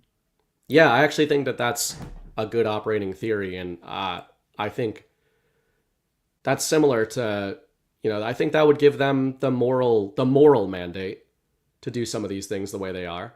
Again, you have to account for what I said earlier, which is that if they do have that information, then, I suppose there's some level of faith that we're putting into, they know that not playing things out in this way is going to result in greater damages. But I also think that, we've discussed this in various contexts. I also think that I think Chris mentions this in terms of when he talks about the feedback loop between Trump and the American people. Which I think it was Cliff High who originally phrased. The first person I ever heard speaking of it was Cliff High. I like how Cliff would phrase the SOC to the self-organizing collective. Like, I think those are all good first principles ideas. And I think we could assume or hope maybe that that's why we push back strongly on people that get really upset when we have conversations like this, which we do all the time, that question Patriot plans, even though the name of this episode and the network was founded on the belief in secret Patriot plans. That's the biggest irony, right? But the reason they get upset about it is because they think we're not trusting it. I would say, maybe that's true for some people, right? My thinking has shifted on that. It's not so much that we're not trusting the plan. It's that we're wondering if this process playing out, this cognitive process, this sifting process, is what they want. And I would hope it is a big part of what they want if they are the moral actors that we think they are, right? Donald Trump, as I've said a million times in the last year, said he needed the mandate of the American people. Now, adding it to the context of what you just said, which is that Trump knows he had the votes, right? We believe he knows he had the votes in 16. We believe he knows he had the votes in 20. We believe he knows he had the votes in 2024. So was the mandate thing purely a narrative deployment? I don't think so. I think he's saying it's not about the votes. I need the mandate from you for what I'm doing on all levels. Yeah. And I think maybe in this audience, we're trying to operate on what we think are the deepest levels of the morality that's going on here. And I would like to think that the Patriots disagree with each other. That doesn't upset me to think about that. In fact, what would concern me, even in a devolution operation, is they should all be following the chain of command, right? We would agree with that. In the framework. But there better be some arguing going on there. I want a combatant commander chewing Trump out if he's operating from a moral foundation for what he thinks is right for the American people. Then you bet your ass I want him going to war in the war room about that stance. And I have faith that a lot of these things have taken place, which is why I highly doubt that the Patriots that we theorize about are upset when they see people in good faith questioning the morality of psyops. Because I would hope they don't want to be involved in forever psyops, and that their part of this is them being like, come on. I mean, Chris says you're begging to get the hose again, right? The other side of that is him saying they don't want us to get the hose again, but it's kind of up to us at a certain point, which is what we keep doing, right? Like, it's up to us to try to move forward and separate yourself from these psyops. Yeah, and I think the reason that we get more testy about some of this specific talk than most people out there, and we're a little less forgiving, is because we do believe that these things are going on and that they know what the actual consensus is. So when we see a situation where it's like, okay, Trump, you know your people, you know you got the mandate, and you know that mandate, as you tell us repeatedly, is the entire country wants illegal aliens to be deported. That's not like a controversial thing. But yet you're still allowing the judicial branch to stop that from happening when you don't need to. Like, you don't need to operate that way, but you're allowing it to happen. You're letting that play out. Same thing with Congress. You know, the majority of people want to cut taxes. They want the Doge cuts. They want all these things. And we're getting like this whimper to the finish line with Elon Musk and his time at Doge. And we're only going to get $9.4 billion worth of Doge cuts passed through Congress, maybe. Like, that's what they're introducing this coming week. That's nothing. Yet you know that's what everybody wants. So why are we still continuing to operate? Like, that's why I'm questioning things. Is like, I know you know better. I know this isn't up to the standards that you set and that you want. But explain to us at least why we're going through these motions like we are. Like, there's got to be a different reason that's not wake up the normies. Well, I don't think it's wake up the normies, but to your point though, if the American people agreed with the mandate of deporting illegal migrants, which I agree with you that he had that mandate, that wasn't an immediate mandate. That's a mandate that I would say he started cultivating in 2015. And it took quite a while to get like the vast majority of the American people on board with that. Yeah. That's shocking to a lot of conservatives, but like that psyop was a real effective psyop from the other side of being like, immigrants we need them, like all this kind of stuff, right?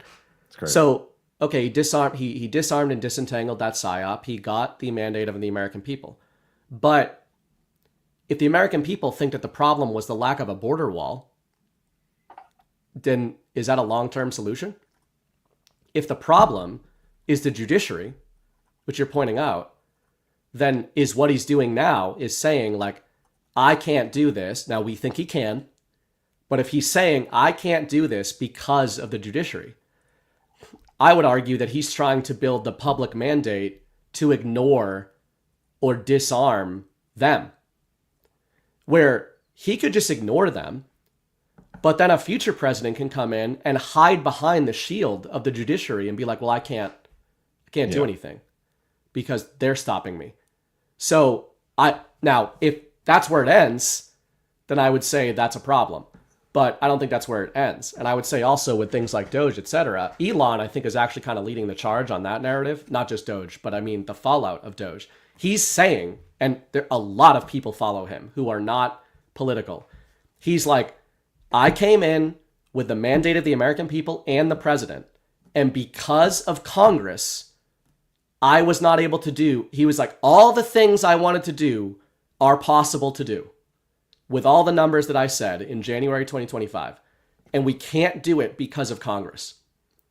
So is that the target? Like, I look at who are the laser eyes on right now? Like, when I look at Trump, and this actually, I'll front run one of the things I wanted to ask you about, because of course we're already almost at 2 hours.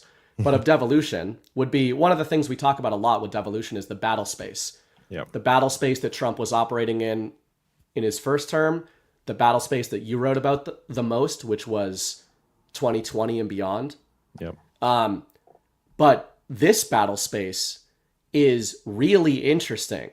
And I think we've all been trying to figure out what it is, because we won, but we don't feel like our systems have been fixed.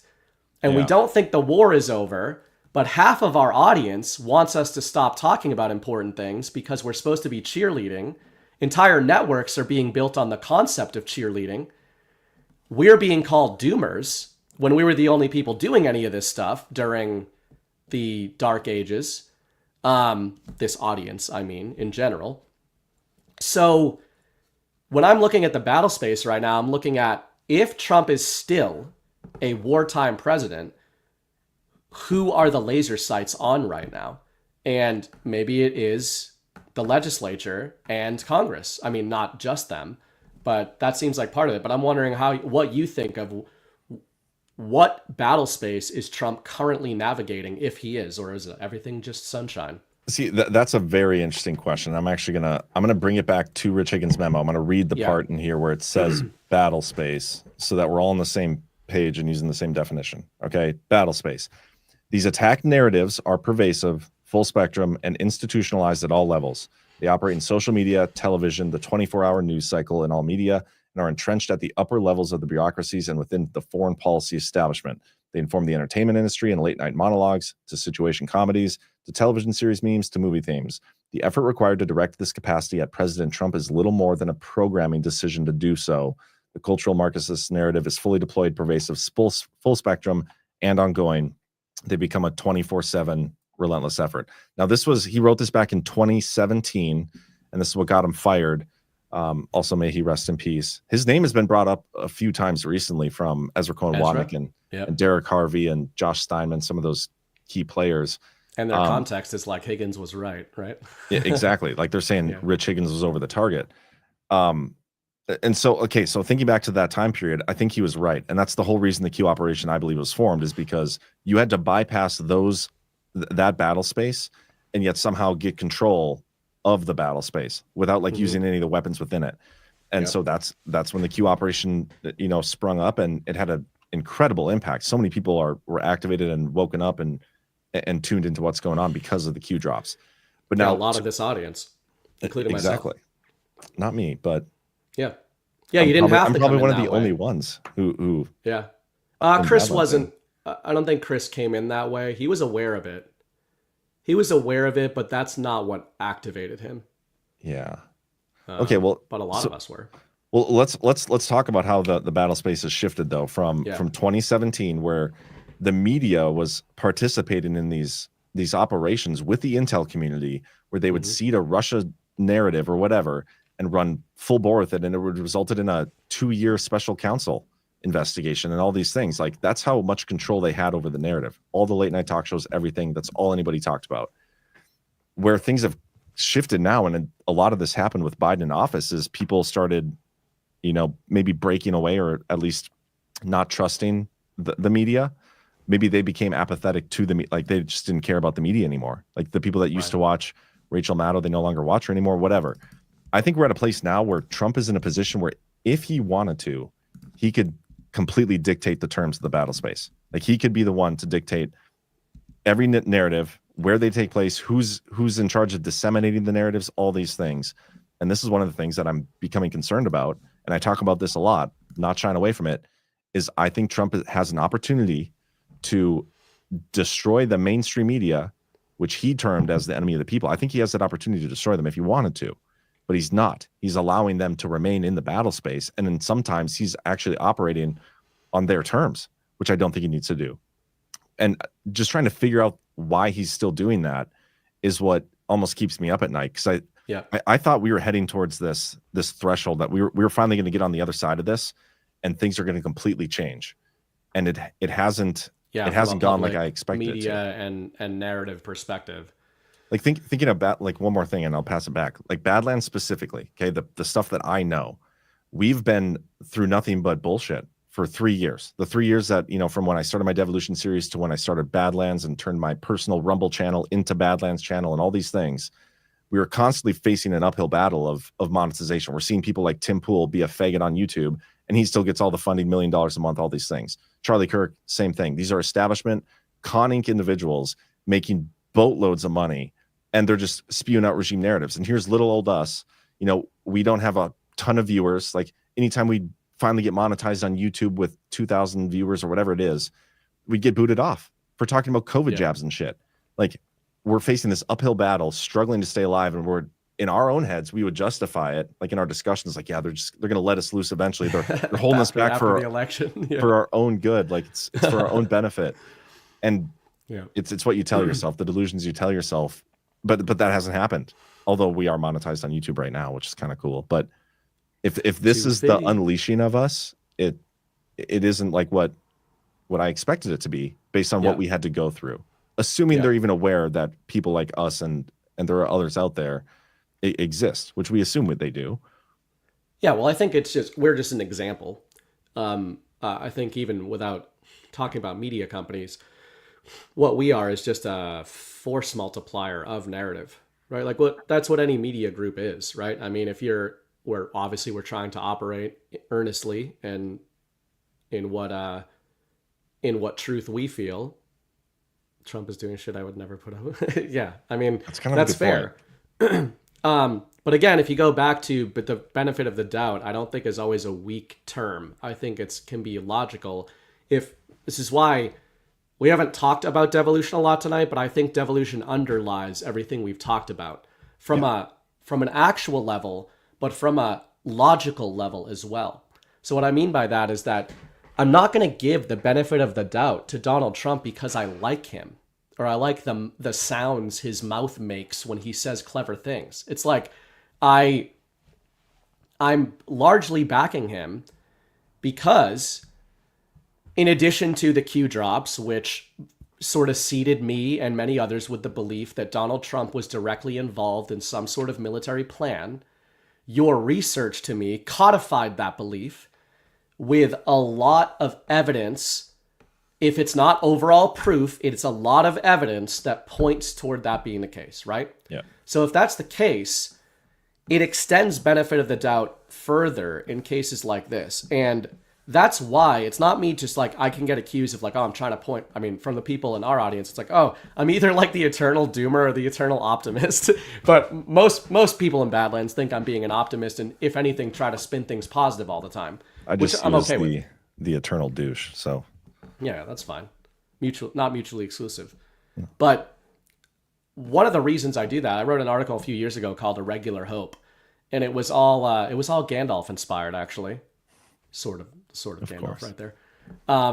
But part of it was Gandalf has this idea that's expressed where the people in the Fellowship are constantly like, why are these things happening? Like, you're telling us that you're from this other realm. Like, Gandalf's an angel, basically. And they're like, so you kind of know, like, how this all works and why are we all struggling so much? And his sort of feedback is always about this action-based hope. Like, there's hard things that are going on, but if you kind of figure out the way things actually work, it all starts to form a bit of a picture. To me, that's kind of what the drops and devolution combined and the MAGA movement. If we apply this to what you're talking about right now with Trump navigating the media battle space, it's funny because I don't see what he's doing the same way. On the framing of us and not being unleashed and us as the American people not being unleashed, like Chris brings this up a lot. X is not actually censor resistant. Like, it's better. It's a lot better than it was, but it's definitely not a free and open speech platform. That is not true. Yeah. It also does not operate on the what's the framing or the grounds of the Constitution. It operates as a private company it operates as a private company making decisions on behalf of itself. Now, we probably align with a lot of those decisions, but definitely not all of them. Yeah. You can literally pay. I mean, something I am morally highly opposed to on something that brands itself a free speech platform that I'm on. Every time I have a post that goes that gets any kind of decent attention, it tells me to boost it for money. Yeah. I've never done it. I've never touched the boost Never button. have either. But now people just have to believe that I haven't done that. I'm just claiming I haven't done that, right? But I'm just telling you guys that like if John or I get a post that has like 200 retweets or something like that organically, Twitter will ask you to pay it and it will start blasting your post out.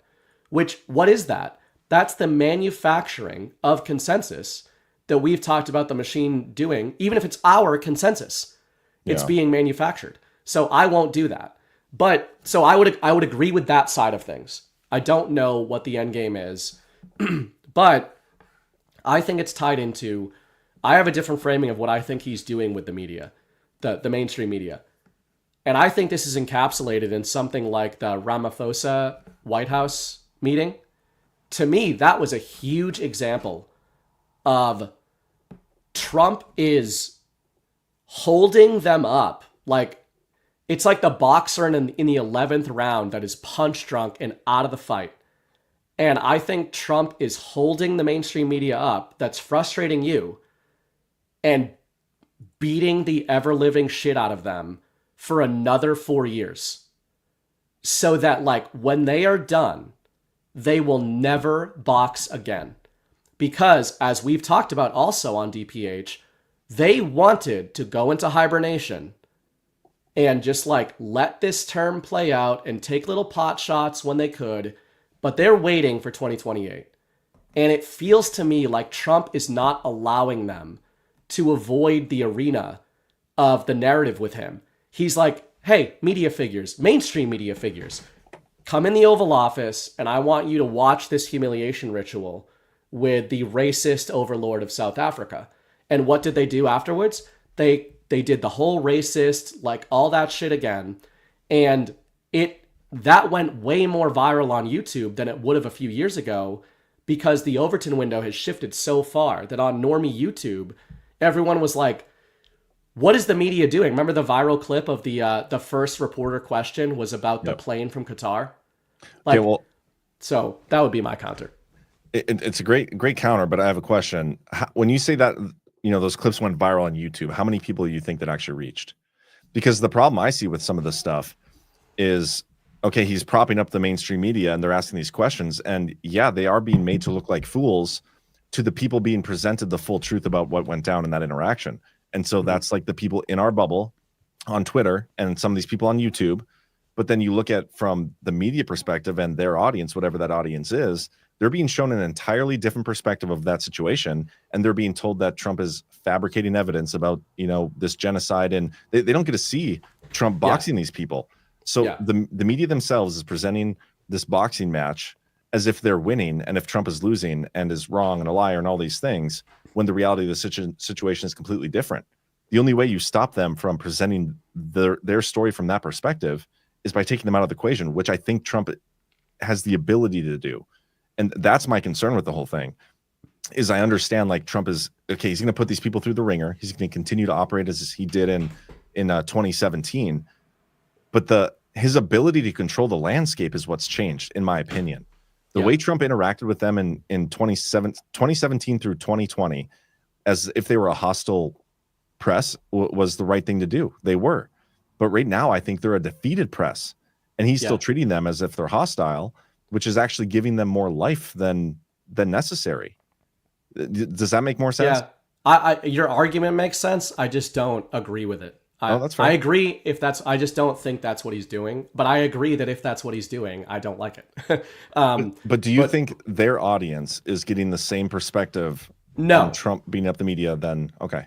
No, I think that's a good point. And my counter to that would be, This is not an insult to the boomers because most of our audience is boomers. We always talk about that. So you guys have sifted yourself out of this. But when I say that stuff was going viral on YouTube, like literally it was the most watched stuff on YouTube. Now, but what does that mean in terms of metrics? Tens of millions of views on those videos. Okay.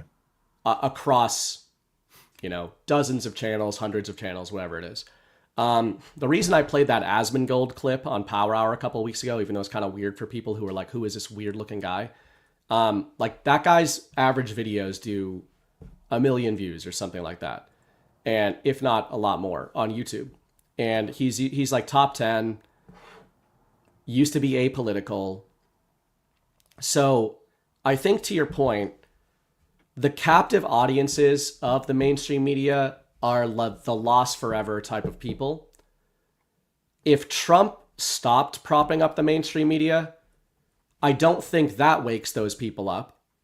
And I would agree with you that him boxing up the media probably also doesn't wake those people up.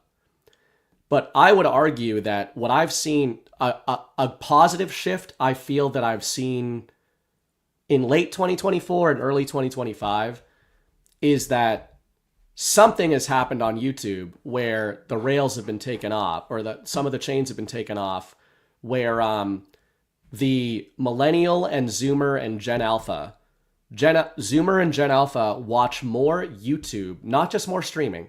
They watch more YouTube than anything else. So they don't watch sports, they don't watch cable TV, they don't watch news, and they don't watch streaming services. Millennials watch streaming services like Netflix. Zoomers do not. Zoomers watch YouTube. So if we're talking about a golden age, then objectively, even compared to us, who've got kids and stuff, a 17-year-old matters a lot more in terms of Trump's current narrative deployments with the media, I think. I don't think that 17-year-old matters as much right now in terms of the political landscape. I think we matter more when it comes to that because we're the type of people that are affecting more change. I think we matter more when it comes to economic topics because we're running businesses. We're engaging in the economy in a way a 17-year-old is not, right? But when it comes to the way the American people get their information, that 17-year-old doesn't really even understand that there's fake news because they weren't in the info war 8 years ago. They were 9. Yeah. So I kind of see it as a generational thing where Trump is like, I agree with you that he's not waking up anybody that's watching CNN and like Jake Tapper right now, they're not going to be woken up by Trump doing this. Firmly agree with that. But I do think actually more young people are being woken up by these exchanges. Like you should see the reactions of these Zoomers and Gen Alpha kids to the Ramaphosa thing, where they're just like, they can't believe the questions that are even being asked. And for us, we're like, where have you guys been? Yeah. And they're like, on YouTube. We've been on YouTube. Our whole generation is on YouTube, and none of these discussions were happening on YouTube even 3 years ago. That's an interesting point. I'm going to want to do some demographic research into like YouTube because I'm curious like what their demographic base is. But then the concern I have is like all the people that are having the actual conversations that I think, and this is obviously I'm a little biased because we're the ones having some of these conversations, but we're not the only ones. A majority of the people that are having the needed conversations, they can't get a foothold on YouTube because the algorithm works against them. And so when I see somebody like, what'd you say, Ramaphosa? I've never watched that guy before other than that one. Oh, no, that's the president. I meant Asmongold was talking Asmongold, whatever. Asmongold, yeah. That's right. Whatever. Whoever that he YouTuber. might be a YouTuber too. Yeah. But the point being is like, I've never heard of that guy. I don't know who he is.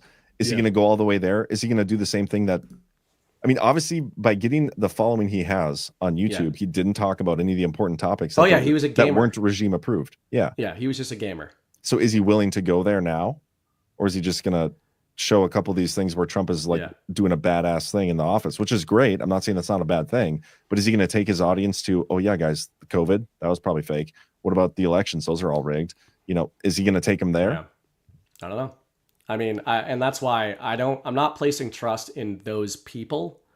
I'm more just, I think they're indicative of the Overton window. Like here's, if I want to be the most Machiavellian about it as I can, of like Asmongold, why is he talking about Trump? Let's say it's nothing to do with that he believes in what Trump is doing. Like, he calls him the content president. That was in that clip that I played on the Power Hour. It's a content government, man. I think that's actually a feature of what Trump is doing. That was the epiphany I had watching Asmongold dub him the content president, is that Trump knows he's the content president, and he knows that Zoomers and Gen Alpha are calling him the content president.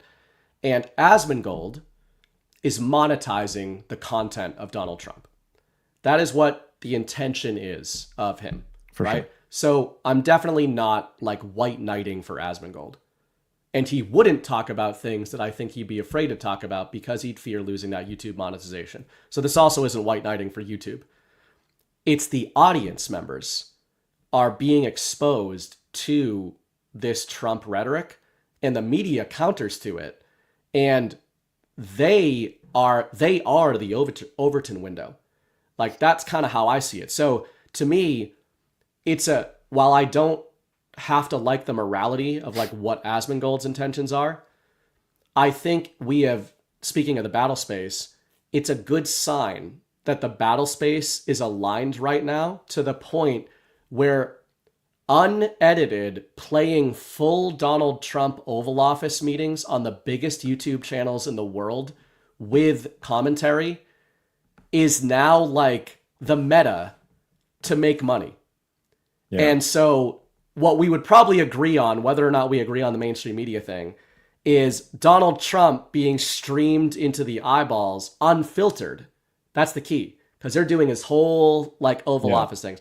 You know, you can have Hassan Piker, who's like a communist, calling him a Nazi the whole time on YouTube to 1 million followers, but he still has to let Trump talk the whole time and then pause the video and be like, this is stupid, right?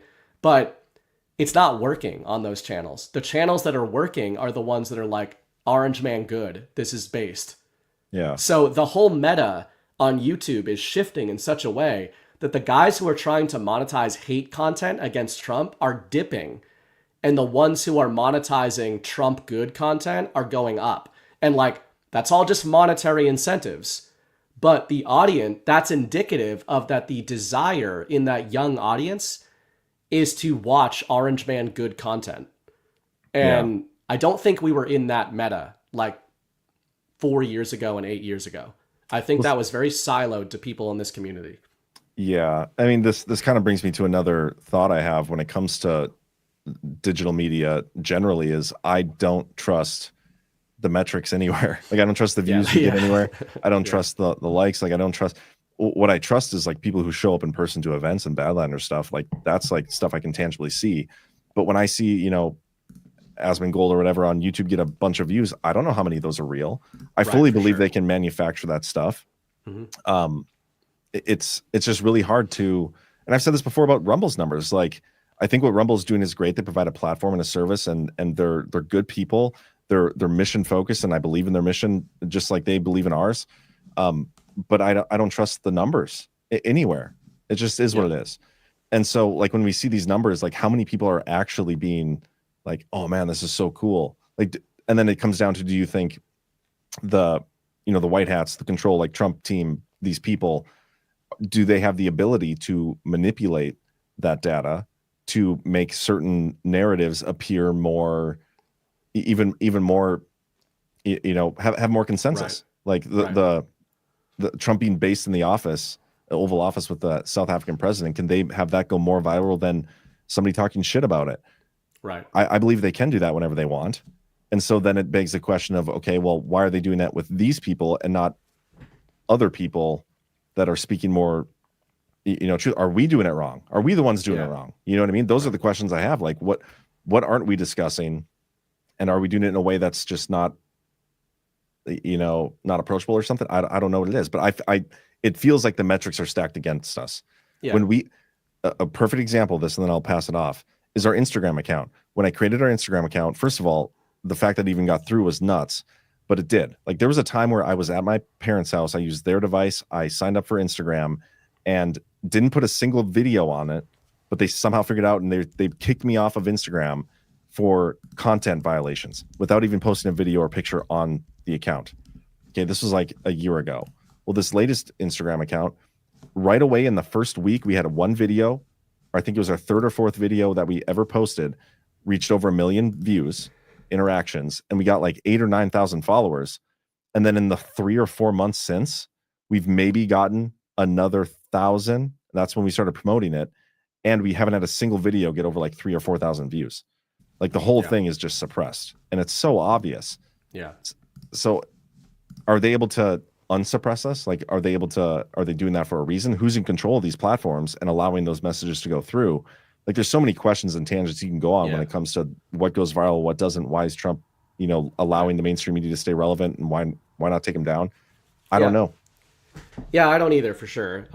We talked on OnlyLands last week, I think, about some of those lawsuits, like one of them that Rumble's involved in with Google, and it's hopium, but I would like to see something come of those during this term. Doesn't have to be this month, but during this term, I would like to see something come of a real comeuppance for platforms like Google, YouTube, Instagram. That's like the big tech sphere, Meta and Google, because if that suppressor comes off, then we as the people are truly unleashed in that way. I want to hit a couple more things. Do you have a little more time, or? Yeah, I kind of got to go pee, but I can hold it. Yeah, Want to maybe read a booster rant or something? Yeah, I'll read some rants. Okay, I'll be right back. All right. Tom Terrific sent $25 over for the cause. Thank you, Tom. Much appreciated. 12 Indie Boy. Oh, this guy's going to pretend he's an NBA fan, I bet, now that his team is in the fake finals. He says, I hope when Mrs. Wright brings the baby wolf monitor that she gets another espresso martini for it. By the way, I always lean everything is fake until proven otherwise. Hope to see y'all in late June. I don't think we're going to make it to Florida, although Mrs. Bright is telling me every day that she wants that to not be the case. But shit is busy around the Bright household. Wedged gravy, scare necessary event. Yeah, I have figured out how to make espresso martinis myself at home to appease Mrs. Bright, because she does beat me if she doesn't get her espresso martinis. Wedge gravy, scare necessary event. Yep. Indeed. And long believed it would be the threat of nuclear war. Hardin County Voice, $20. Local action is dead in the water, not for apathy, but for lack of tools and info to unravel the monstrosity of local government. We need coordinated efforts and strategy, empowerment, action. Yeah, I'm back. Fair. Well, to that point as well, I think that it's true. It's funny. The local action meta, I think, is moral and logical and good. But I will admit that I sometimes get annoyed with it because, speaking of the battle space that we're talking about, I have no interest in playing games that are rigged. And I see a lot of local action as that, but on a smaller scale. But I recognize that there are local action things that you can unrig, right? Like I get both sides of that argument. But I guess that's probably it's a mindset that I think a lot of people have when people are like, why are people not getting involved in like local elections? And it's like, well, the people that you want involved in local elections probably think elections are fake.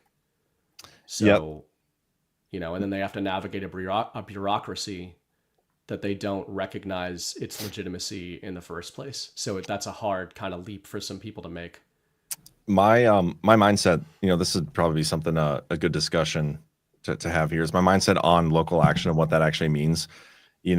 That's one of the things that I've really taken to heart, and it was my biggest takeaway from the Devolution series, is like the Devolution sandwich, discussion, and like there is a part of this that they need us for, and it's just trying to figure out what that is. And and I think General Flynn, he pushes this a lot, and I think he's right. But local action for one person is going to be different for everybody else, and I see it more as, it's not necessarily like we don't need everybody to run for a government position. Like some people, they're not going to be a good fit for it. Some people might not have the time. Some people might not have the ability, whatever it is. And that is a rigged system, as you said. It might just be that like, hey guys, your local action is just getting together with like-minded people, and just building out your little community. Like you need to be strong at home and like take care of yourself first. That's what it means to be America first. Like take care of yourself, then take care of your neighbors, your neighborhood, then branch out to like bigger city. Like that's what we're trying to do, is build those local action. It's not necessarily actual action. It's just getting together. And the people that have the ability to do actual action stuff like in government, they're going to sift themselves out and they'll have our support, which will be great. But the first step is making those connections. And that's why I brought it up earlier. Like when you're doing these Badlanders groups, it's great. The first start is people that watch Badlands getting together, some driving from all over. But the next step is like, okay, well, I'm going to bring my one normie friend that I golf with that has no interest in this. Just like, hey man, going to a bar to hang out with friends. You want to come? And sacrifice him to Badlands media. And then sacrifice him. Yeah. Right. Feed him the Kool-Aid. Like to Moloch. That's my interpretation though of what local action means at this time. This is an ever-changing definition and interpretation, because I don't know. There isn't a roadmap to this, but I do understand and see the significance and the importance of building those relationships with people that share at least most of the same values. Number one being like, hey, let's protect our local community. And from there, I think like that is going to evolve. Like eventually when we fix our elections, there will be a Badlander that runs for office. Maybe someday I'm going to freaking run for office. I have no idea. Yeah. But that doesn't need to happen right now. It's just a matter of taking that first step and like getting some face-to-face time with these people. I've only thought of running for office with the intent of destroying the office that I find myself winning.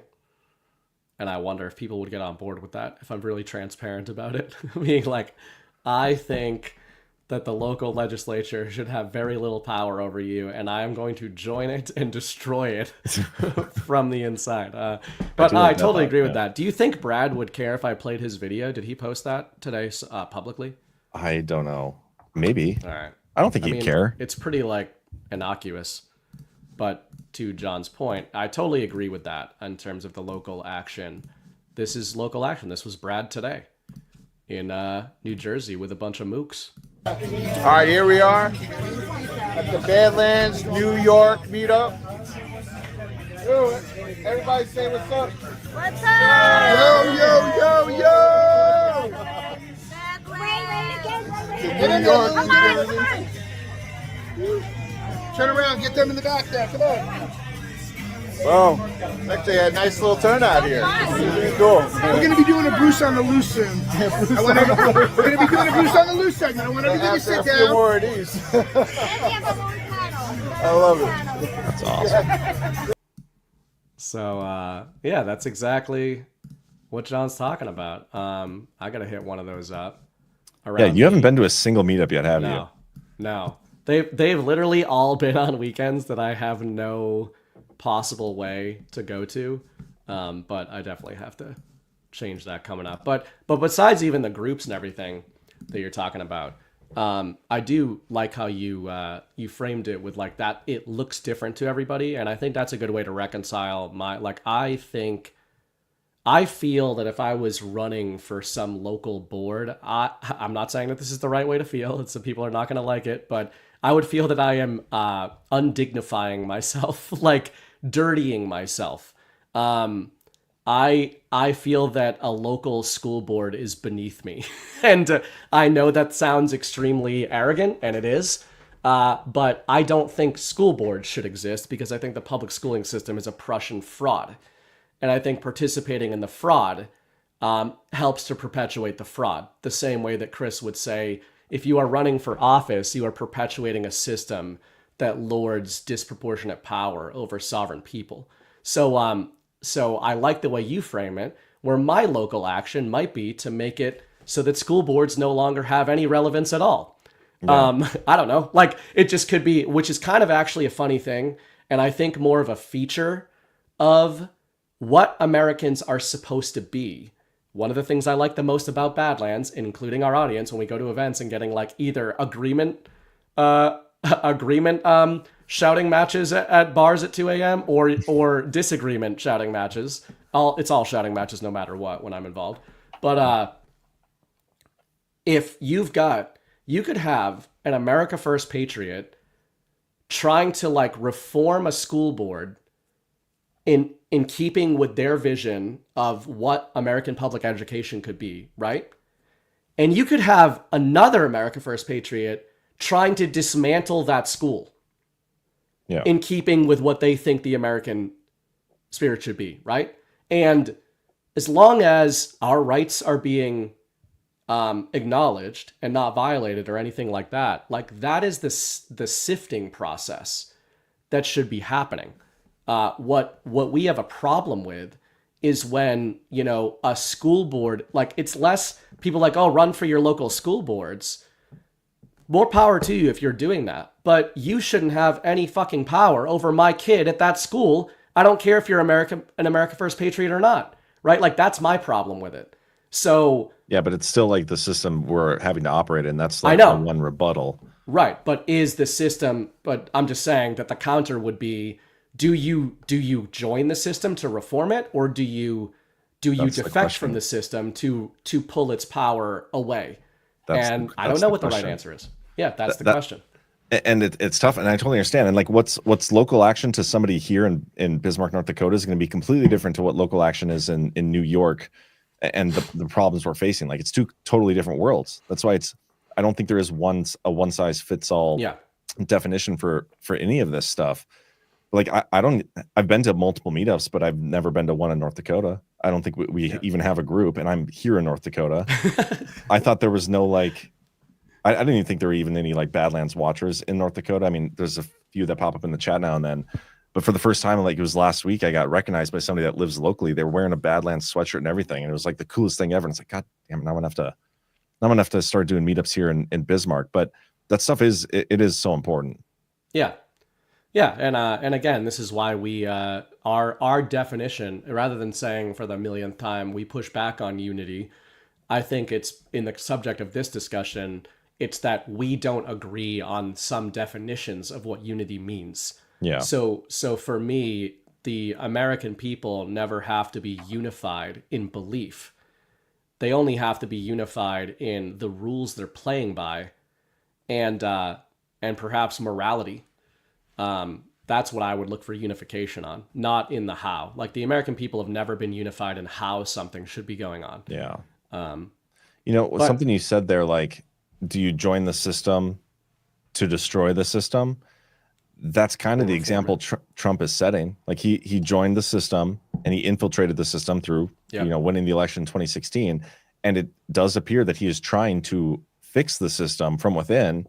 Yeah. But the difference being is like him doing that versus us joining a school board is, I believe, at any point in time, if Trump wanted to, he could bring the whole system down. I think he's trying to fix it from within and not have it look like we went outside the system. But I always come back to the question of like, how long is he going to allow that to play out and try to do it that way before he realizes that it might not be possible?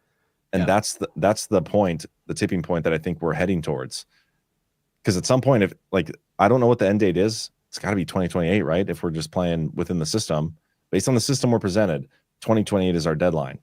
So yeah, but that's not much time. I also would say to that point that it reminds me of your framing of the devolution sandwich, where I think both can be true and happening simultaneously.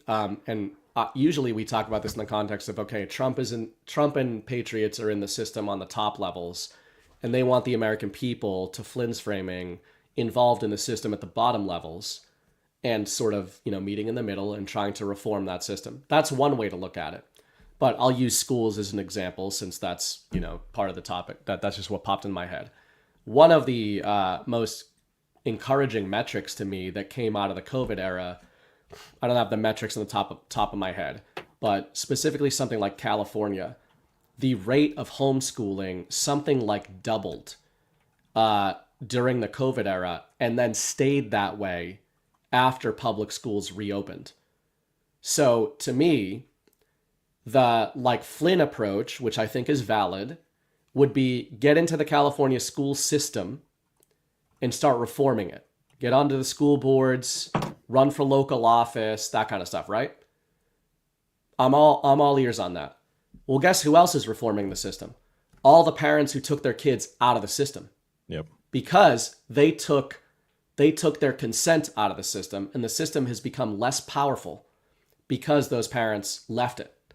So I would say that those are both valid ways of doing that devolution sandwich approach, where you're like, okay, can't the argument be had that the system as it is set up is what the problem is, rather than who is wielding the system? And to your point on Trump, I think that's part of the battle. Speaking of the battle space, that really seems to be like one of the macro battle spaces that he's in 2025 is something like Congress. Okay, Trump has this Doge agenda, and it's like he has the mandate of the American people, but our system works in such a way where he is not able to implement it. Yep. If he's playing by the rules of the system. So like, yeah, to your point, at what point does he just stay there and he's going to keep playing by the rules of the system? Or are we going to start getting to the point where I don't think the narrative is going to be devolution, I'm going to do whatever I want, right? That might be what's going on an actual level. But maybe the narrative is we need to start implementing new checks on how the congressional process works. We need to start rolling back our system closer to the Constitution, which is what Ash argues a lot. Yeah. I'm not saying that those are permanent fixes, but if that's what he's starting to maybe lay out the argument for at early in this term, it feels like he is laying out an argument of, I would be able to do a lot more if the system was not working the way it does right now. Yeah, and I'm going to say something here that's probably not going to be too popular, but I think this is something that we should be discussing more often. It's uncomfortable, but like a lot of our assumptions and the way we approach information and approach the local action and everything is based on the assumption that there is some plan going on behind the scenes, that Trump is in some level of control, and at some point Trump can come in and like reset the game board. He's just trying not to have to do it that way. But like, are we operating in a way that leaves room for the possibility that we're wrong about that baseline assumption? Because what if we're wrong? What if we've been wrong? It's hard to admit you've been wrong. I don't think we're wrong. I don't believe we're wrong. I think we're right about the devolution stuff and the Q stuff and all these things. But what's the play? Like, should we be operating under the assumption that we were wrong? Because where's the downside in that? If you're operating on the assumption that we're right about that stuff, you're going to leave room for the possibility. Like, you're not going to probably do things that you would do if you didn't think there was a bigger plan going on behind the scenes. You know what I mean? Like, how do we fix a system if we were all that was left? Like, there was no top-down effort in the devolution sandwich. How do we go about doing it? Is it I don't possible? know, actually. Yeah, I think that's an interesting question. And, when you were saying that, I actually, my first impression was almost the opposite of saying, I don't know if we would be doing anything, or maybe you're right. Maybe we would be acting differently if we didn't think that there was sort of Patriot control plans, however you want to define it. We probably would be operating differently. But I think we've seen a lot of examples, like J6 is one. There's plenty of examples. I'm not saying I believe the official narrative of J6, by the way. I'm just saying the PSYOP, the PSYACT, all the honey trapping and whatever that went on J6. It could be argued that our belief in Patriot plans has actually kept us out of trouble. And I'm not just saying like just legal trouble. That's an easy one. Maybe people would be much more stressed out and like, I got to do something. And we always push back on that kind of rhetoric, right? The Fed talk, yeah. Yeah, that's the most extreme version of it. But there's less extreme versions of it. Can I make a point just real quick on that note? Like, think of back in the day, 1775. You have George Washington and all these Patriot bros at a bar, and they're talking about like, man, we need to do something. We need to do something. Just imagine everybody in the bar being like, feds, they're like, because. Well, they did get mad at the Adams brothers. I mean, the Adams cousins for that. It's so hard. They got super mad. They got mad at it. That's why, like, if you believe any of this stuff, right? Like, they're sources.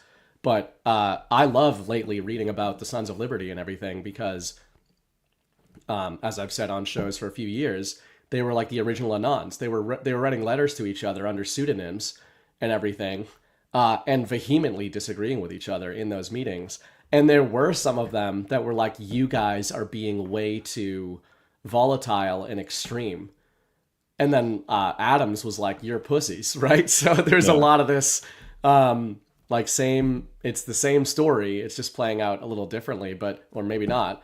But I don't know. I would just say I'm just thinking out loud, but I don't know. I think maybe one of the gifts that the plan and the devolution operation have given us is being able to take a hopeful and a much more considered approach to how we engage with this stuff. Yeah.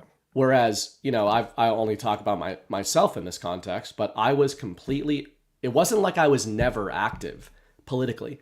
I was very active politically when I was young.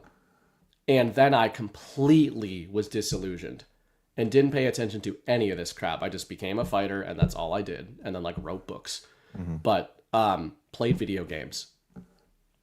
And the belief in a plan, and then increasing evidence, especially your series, of what legal parameters it was taking and how it might be being implemented, or at least one major aspect of the plan, activated me. It actually made me be like, oh, maybe I could just write about this Russia stuff that I feel like not a lot of people are talking about. And it's then that became, maybe that influenced somebody somewhere, right? Just like your series, a lot of people tell you that your series gave a lot of Q people and just a lot of other people in general, a lot of something else to grab onto of oh, this isn't over. There is something here. I do get that a lot. It's at the Guards, especially. That's what people say. It's you just gave me hope when it was a really dark time, which is weird to think about. But it was hope for me too. Seeing that Trump didn't necessarily just walk away. But that's why this whole thing. Sorry to interrupt.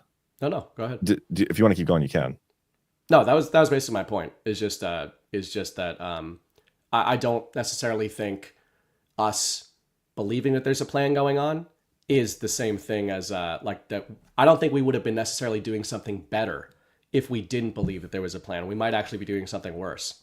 Yeah, because this might kind of tie it full circle here to what we were talking about earlier about the censorship and stuff, and where the stuff I write about, there's certain reasons Akash Patel does not like me and won't acknowledge me, and some of these people won't come on my show for invite. I was talking to one of the guys that I've written about in my series, and then once he realized who I was, he totally cut contact. There's situations like this along the way where the reason I think that stuff happens is because I think we're right, and it only makes sense in that context.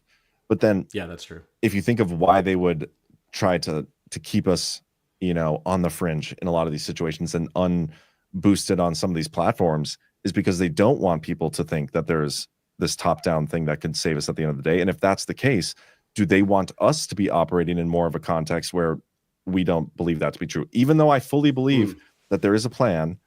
I wrote the Devolution series. I'm not trying to doom here. I'm just is our mindset on how we approach the info war the one that they need us to have in order to save our country? Does that make sense?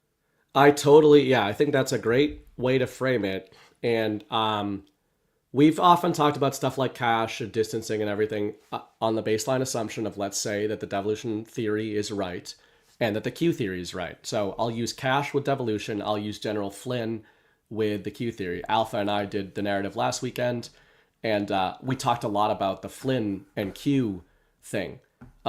You can believe that General Flynn knows that the Q operation is real and good. And this is where I push back on Q people and where I diverge. I don't assume then that what General Flynn did in his infamous interview with Man in America, I believe, who's on Rumble, was necessarily kayfabe. I think most of the audience of Q is or operators got to operate, right? It makes sense in one context. Okay, of course he's not going to tell you about a secret military operation, right? What we also said on that show was if the military operation for Q or for devolution is what Q people argue and what you argue of devolution, an argument can be made that guys like that can't disclose. Not just morally they wouldn't, but legally they can't, because they are jeopardizing ongoing operations OPSEC, or declassifying OPSEC that they don't have the authority to declassify, that like the president does, right? So one way of looking at Cash and Flynn when they actually seem to get animated at things like this is that the interviewer is putting them in like a legal jeopardy of saying like, guys, I have to lie to you now. And you know I have to lie to you because even if I wanted to be honest with you, you're putting me in legal danger by asking me that question, right? That's one way of looking at it. But let's even take that off the table. Another thing with Flynn is the point you just made, I think. What if Flynn is saying like, yep, it was a damn good psyop and it was meant to activate and engage the American people to take their republic back in a peaceful manner, to believe that there is a plan, etc. But they don't want people only talking in those terms going forward or just waiting for patriots to save them. And that when he got angry and animated in that exchange, that is what he was responding to. And in fact, now some people in the chat, I know a lot of people in chat watch X22, Dave at X22, long time, I used to watch Dave a lot. I just don't have the time to watch anybody anymore. I know a lot of people still watch Dave. People in the chat will probably remember that I want to say this was right around the 2024 election. Cash has been on X22 many times, right? He's like one of his recurring guests. The last time I saw him on there, the way Cash navigated the Q topic was different than he had navigated it in the past. He didn't get animated and annoyed like Flynn did, but he did say something to the effect of, it doesn't matter, like we need to move forward. His framing was such that we shouldn't be talking about the Q-op. And Dave kind of pushed back and said, well, yeah, it did a lot of positive things for a lot of people. And Cash accepted that. Yeah. Cash was like, yes, you're right. And the Q community, like a lot of like America First patriots, which is what Trump has said as well. But I thought it was interesting that Cash was trying to steer it and be like, yes, I know. Yes. Like, guys, we need to move into the phase where all the stuff you figured out, you are implementing in like a more actual manner than just being like, aren't the drops real? Like, and he's sitting there and Flynn's sitting there going like, yes. Just like we could apply this, I think, maybe to devolution, where no matter how many times you would ask them, they're just like, yes, but we can't tell people that we could have stopped a lot of this stuff along the way. Yeah. Because we were part of this clandestine operation that we believed was better in the long run. So we hope that you guys take the reins. Yeah. I mean, there's so many things that happen along the way here that, kind of further reinforce the concept that they don't want people talking about those things. And because maybe, whether or not you're describing it, like how many times have we been accused of like losing the midterm elections because we were talking about devolution, even though we never once said people shouldn't go vote or any of that stuff. Right. Like it's absurd, but that gets attributed to us. And there may be some real dumb people out there that believe like the trust the plan thing means that they don't have to do anything. I've never heard anybody telling people to just trust the plan and not do anything, but maybe people interpret it that way. Who knows? But I want to go back and play this clip this is in my first addendum article. It's the final campaign video that Trump released November 6, 2016. And this is what he says in this clip. Listen to this part. And take him literally at his word here. The only thing that can stop this corrupt machine is you. The only force strong enough to save our country is us.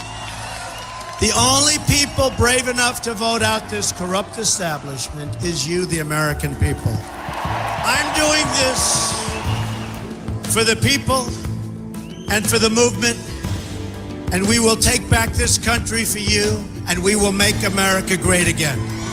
So, I mean, he kind of says that they're like, the only force great enough to do it is you. And so, this is where for people. I know that's the part I I should have paused it earlier and left that context out of it. But the fake election stuff, again, maybe he's telling us directly, like, it's up to you guys, but we're going to do it within their system of fake votes, fake voting and whatnot. But he didn't talk about the plan. Like, we're going to save it for you guys. It's you guys have to do this yourselves too, you know? Yep. And I agree with that. And I think that's both. Actually, one thing I thought of doing tonight, but that I ran out of time, was like, maybe we should do another one of these at some point. And like, we could do a whole deep dive on the intro video to the Devolution Power Hour and just like everything in there. Because those are like just such quick hits, not just on devolution, but on this topic. And that's one of them, or that's at least very similar to his inauguration address of, you know, I'm returning power back to you, the people. We talk about this a lot. Chris talks about that specific refrain a lot of like, how do you interpret that? Now, like, I'm not saying that we have the correct interpretation of it, but I feel really strongly that just voting in elections and saying that there's a Patriot plan is also not what Trump means by we're returning power back to the people. They're not mutually exclusive, and we've never argued that they are, right? We just spent a long time talking about that. Trusting plans I think overall has been a positive thing. Believing that there are plans, trying to figure out what the plans are, which is what we've been talking about lately. But then I think the transition that we're maybe in right now as a community and as an American people is, what is our role in that plan, our active role in that plan? And trying to figure that out doesn't mean waiting for them to tell us what it is, in my opinion. It means remembering American sovereignty and human sovereignty, which is that we get to, just like the discussion we had about school boards or local office, nobody gets to tell me that running for a school board is the moral or right thing to do for the plan. Not even Donald Trump. Like, I get to determine.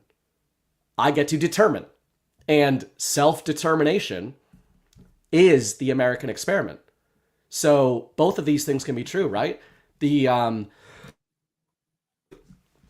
As you put it, patriots are operating in the system, and we can understand why they're doing that. But largely, I guess the way I would frame what's the overall point? Maybe I want to start rounding into this as we get toward the end here, is if there's an overall point of the plan from the Patriot perspective, devolution, the Q plan, all this, right? Military plan.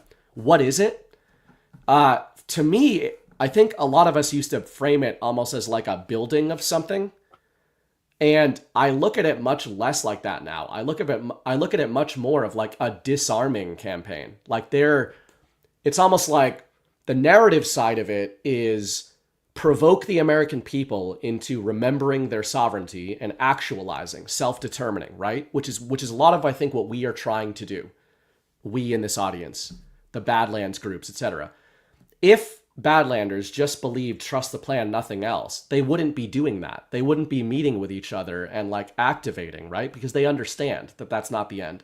But I do think that the devolution operation and everything on an actual level, and what we're probably going to see a lot more of in this administration, maybe than we thought, is much more of a continuing battle to strip away and dismantle the system that has been suppressing that sovereignty. And that's what the devolution sandwich is more about. Like, rather than patriots are building something awesome and we're building something and we're going to converge, it's more like patriots are stripping down the system that has been stopping us, but they're not going to build it for us. If that makes sense. No, it does. Man, I could take this so many different directions here. Like, what is their goal? You know, let's say their goal is to remind people of what their sovereignty is. They first need to recognize that their sovereignty has been taken away from them. What has taken it away from them? And then once they recognize that, like, what's the next step as a solution to fix it? And that's the part where I don't think everybody's on the same page of. But even in terms of just getting people to recognize that their sovereignty has been stripped from them, there has been things that have popped up along the way, like COVID and the election fraud stuff and other things, taxes that we have to pay every darn day and keep going up, and the entire Biden administration. There was plenty of opportunities for people to recognize their sovereignty has been slowly chipped away. And I don't think people have recognized that yet because of how many people are still operating within the system. But then the second part of this is, okay, if that's the goal, how come we're also full speed ahead, moving towards a technological future that I think personally does not necessarily promote sovereignty? I think relying on computers and technology and robots and flying cars and all these things, while like some of the stuff is really cool, they're cool tools. I think we're approaching these things in a lot of ways that is perverse and will actually work against sovereignty. I think some of the concepts of the future, like the Black Mirror type things, that is it's further numbing us to reality and creating like when your technology and your reliance on technology becomes your reality, like that's a less sovereign life than you would have if you were just like living in a cabin in the woods, like going day to day. Instead, you're just living in this virtual reality where they can control it. Maybe you have to pay money to be part of it, live by the rules of it. And while you're living there, you're missing the things that are working against your sovereignty in the real world, like higher taxes and all these other things. But you're numb to it because all you care about is what's in this virtual world. Yeah. Like that era it seems to be almost being ushered into us. Like it's being put on this platter, calling it the golden age, and being served to us while we're like, do you get what I'm saying here? Like there's a contradiction almost at play. Like how are we going to get more sovereignty while the golden age is taking it away? Yeah, I mean, that's a whole show, but I obviously butt heads with Ash a lot on this. I'm taking essentially the opposite stance, but not because I think the concern is invalid. In fact, I mean, we kind of said this at the start of the show with VO3, for example. I've been saying this actually before VO, but I was saying it in the context of Grok and large language models. A lot of people were like freaked out when that started becoming ubiquitous, of like people using this on a regular basis because they're like, oh, there's hallucinations. The infamous cases of like lawyers using AI and using fake stuff, right? All those concerns. And my counter to that would be the term AI hallucinations was not a thing in the like normal online discourse a month ago. 6 months ago, let's say. Now it is. So do we think that AI wasn't programming us before people were interacting with Grok? So the way I see a lot of this, speaking of the battle space, is Patriots are putting the tools on the battlefield and being like, this is what you've been interacting with. Now you have access to it. Because perhaps part of what we have to come to the sober realization of here is that they know there is no way for them to suppress these technologies or this timeline from a technological perspective. Yeah. They're like, hey, maybe we can suppress the scaling of AI by 20 years, but somebody's going to get in there and it's going to go forward. And if it goes forward in a way that the American people are not engaging with it all the time, that's where I think you get these asymmetric power disadvantages. Where to me, something like VO, I'm a storyteller, right? And like was into movies and writing and all this kind of stuff.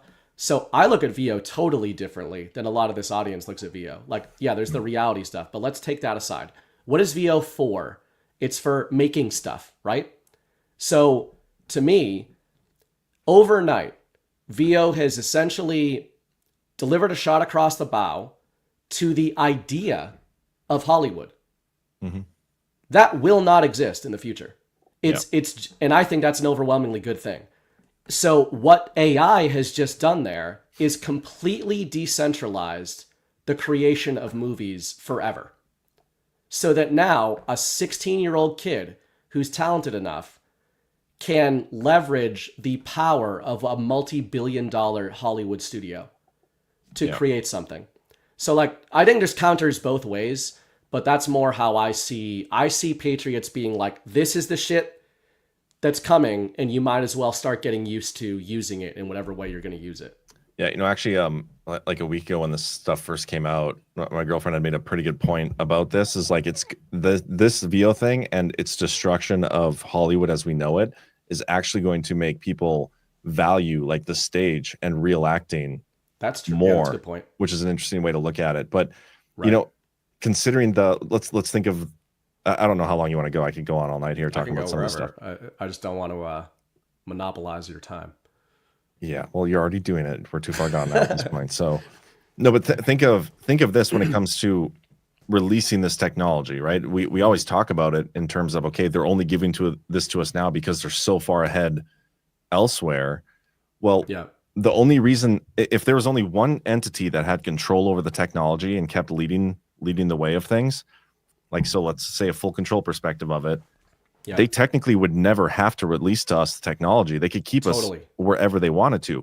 The reason they have to release it is because there is competition from the other side, and somebody, whether it's the public sphere or just the bad guys, whatever they exist, like somebody is going to release that for either A, they discovered it earnestly and there is earnest business going on, or they need to monetize some portion of it. But to me, it kind of shows the competition that is real and that is actually going on. And part of like the good guys releasing VO3 now and the destruction of Hollywood, I see that as a good thing. Yeah. Like, I'm totally okay with it. But also like there's truth and lies to the dooming over AI as well. Like that's there's this competition going on. The people that want more control over AI in terms of government, they want us dooming over AI. Yeah. So I understand that, but also I do think there are actual concerns. Like David Sachs, the AI czar, we talked about this last night.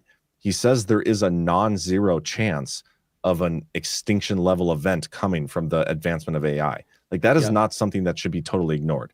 The guy in charge of overseeing AI in America says there's a non-zero chance that an extinction level event, whatever that means, could happen because of the development of AI. That's scary. Yeah, I totally agree.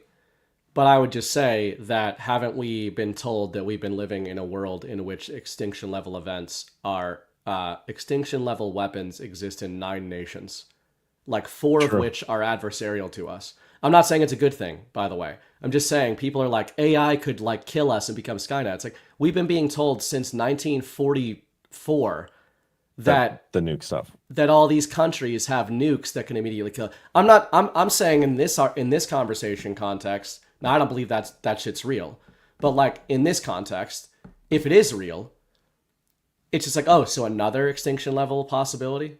Okay, well, we're also being told by the science that a meteor might just come and smoke us, like at any time, and we can't stop it unless Elon is right, and we could stop it by putting Bruce Willis on the asteroid, and he's gonna drill it with his son-in-law. I love that movie. And that's the only. You say you hate that movie? I love that movie. Oh, I love that movie too. It's a guilty pleasure, man. That'll. I don't feel guilty about that at all. It's just as real as any other space stuff. Yeah, you shouldn't feel guilty about liking that movie, man. Right? How did you guys think, chat? Be honest, that Trump was going to transition the fossil fuel industry into the golden age? They're not going to figure out how to code AI bots or like nuclear reactors. The movie was soft disclosure. Yeah, you gotta send the oil rig guys onto the asteroids in Armageddon missions. Yeah. Obviously. This shouldn't be controversial. No, not nor at all. should Armageddon. Yeah. Okay, but you said something there. Also, prime Liv Tyler. Yeah. Prime Ben Affleck. I was just trying to trap you. I don't know what you're talking about. Ben Affleck's a handsome guy, though. Okay. Back to the topic, though. I don't remember what you said something that I wanted to like. Okay, the fear porn, the dooming, right? Like the extinction level events. That's something they've used for a long time. But it comes down to like, okay, whether or not that's actually possible with AI, we could have the debate. I don't understand the technology. I don't know where it's going. These guys do, but there is a significant, like, we need to put emphasis on who is in control of AI, and it shouldn't just be up to like one person or 2 people or a handful of people, whether they're good guys or bad guys, determining like our future. Yeah. With dabbling in this technology, which is how it's set up right now. Like, I don't have a say over where we go with AI, because I don't have a say in our elections and I don't have a say over our government or any of this stuff. Like, so again, it comes back to, we got to fix our election system. It always comes back to that.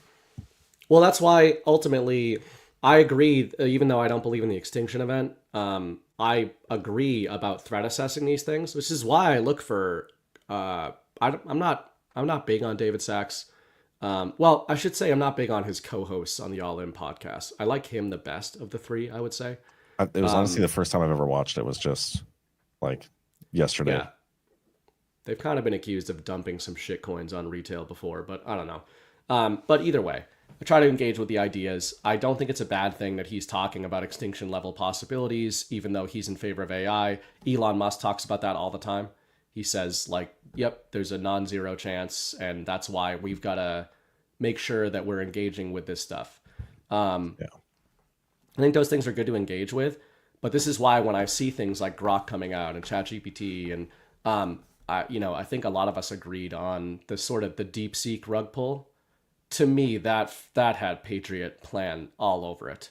Yeah. Like whether that's Sovereign Alliance, whether that was military intel pretending to be China, whatever that was, what were the net effects of the DeepSeek op? However much you believe it, it immediately nullified Sam Altman's entire business model.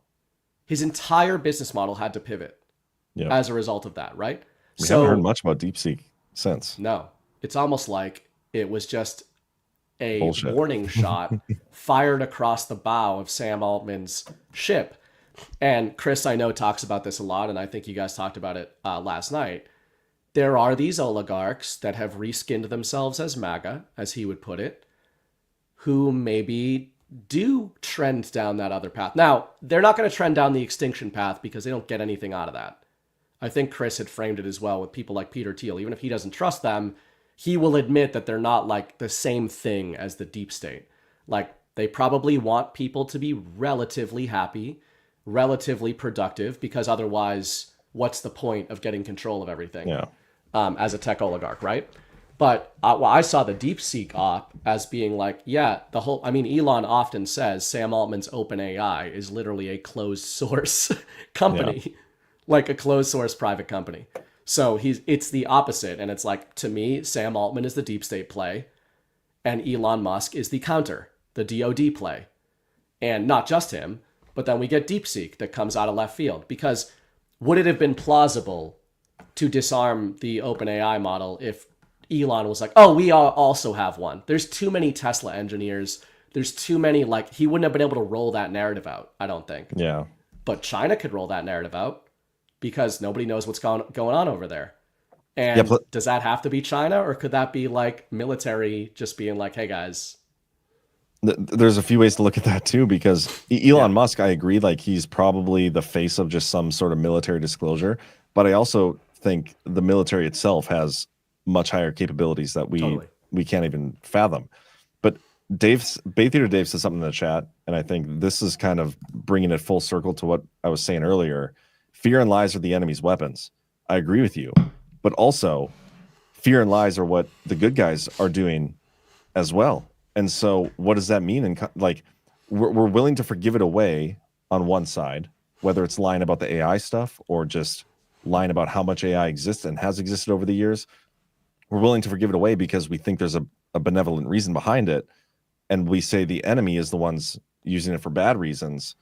But at some point, if the good guys don't stop doing that behavior, they become the bad guys. And I think that's why we take the approach that we do here at Badlands, and we're not afraid to like call people out or push for things.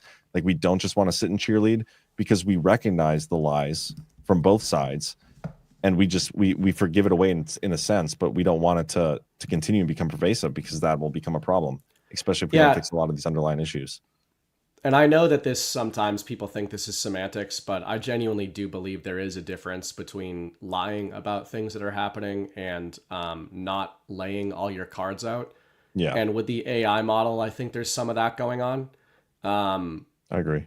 For example, because I think we're all reasonable enough. Now, I understand this can be used as this can be used negatively. The argument that I'm about to make of, like, in a war, you're not like, hey, in full transparency, I'm going to show the battle plan to all of my soldiers. Like, you have just put your entire battle plan at risk. Like, we all understand that can be countered by saying, like, that's how the best what do they say? Best intentions of mice and men. I'm confusing a bunch of things. I think the road you to nailed it. hell, good intentions, mice and men. We all know what I'm saying. But there is truth to it. Of like, if there is a technology war going on, I call it a timeline war because I think that's what's going on. I think we've got Jordan Sather's been talking about this for 10 years. There is suppressed technology. How do you get that technology out to the American people in a manner that doesn't completely catastrophically destroy society? And I'm not talking about mentally. I think a good example here is Armageddon and asteroid drilling and all that. The fossil fuel industry. The truth is that fossil fuel energy is not something we should be using in 2025. And I'm not talking about it from a Green New Deal, Greta Thunberg premise. I know a lot of conservatives get mad about this. Nuclear energy is many orders of magnitude cleaner, more efficient, and safer than fossil fuels. There is very literally no reason to ever use fossil fuels in the place of nuclear. Now, there's probably, if you listen to Jordan and a lot of other thinkers, there could be 0 point, all kinds of stuff. Quast talking about satellite solar magnification, right? Like, we understand that there are ways to be doing this. Now, why would you not just immediately disclose all of that?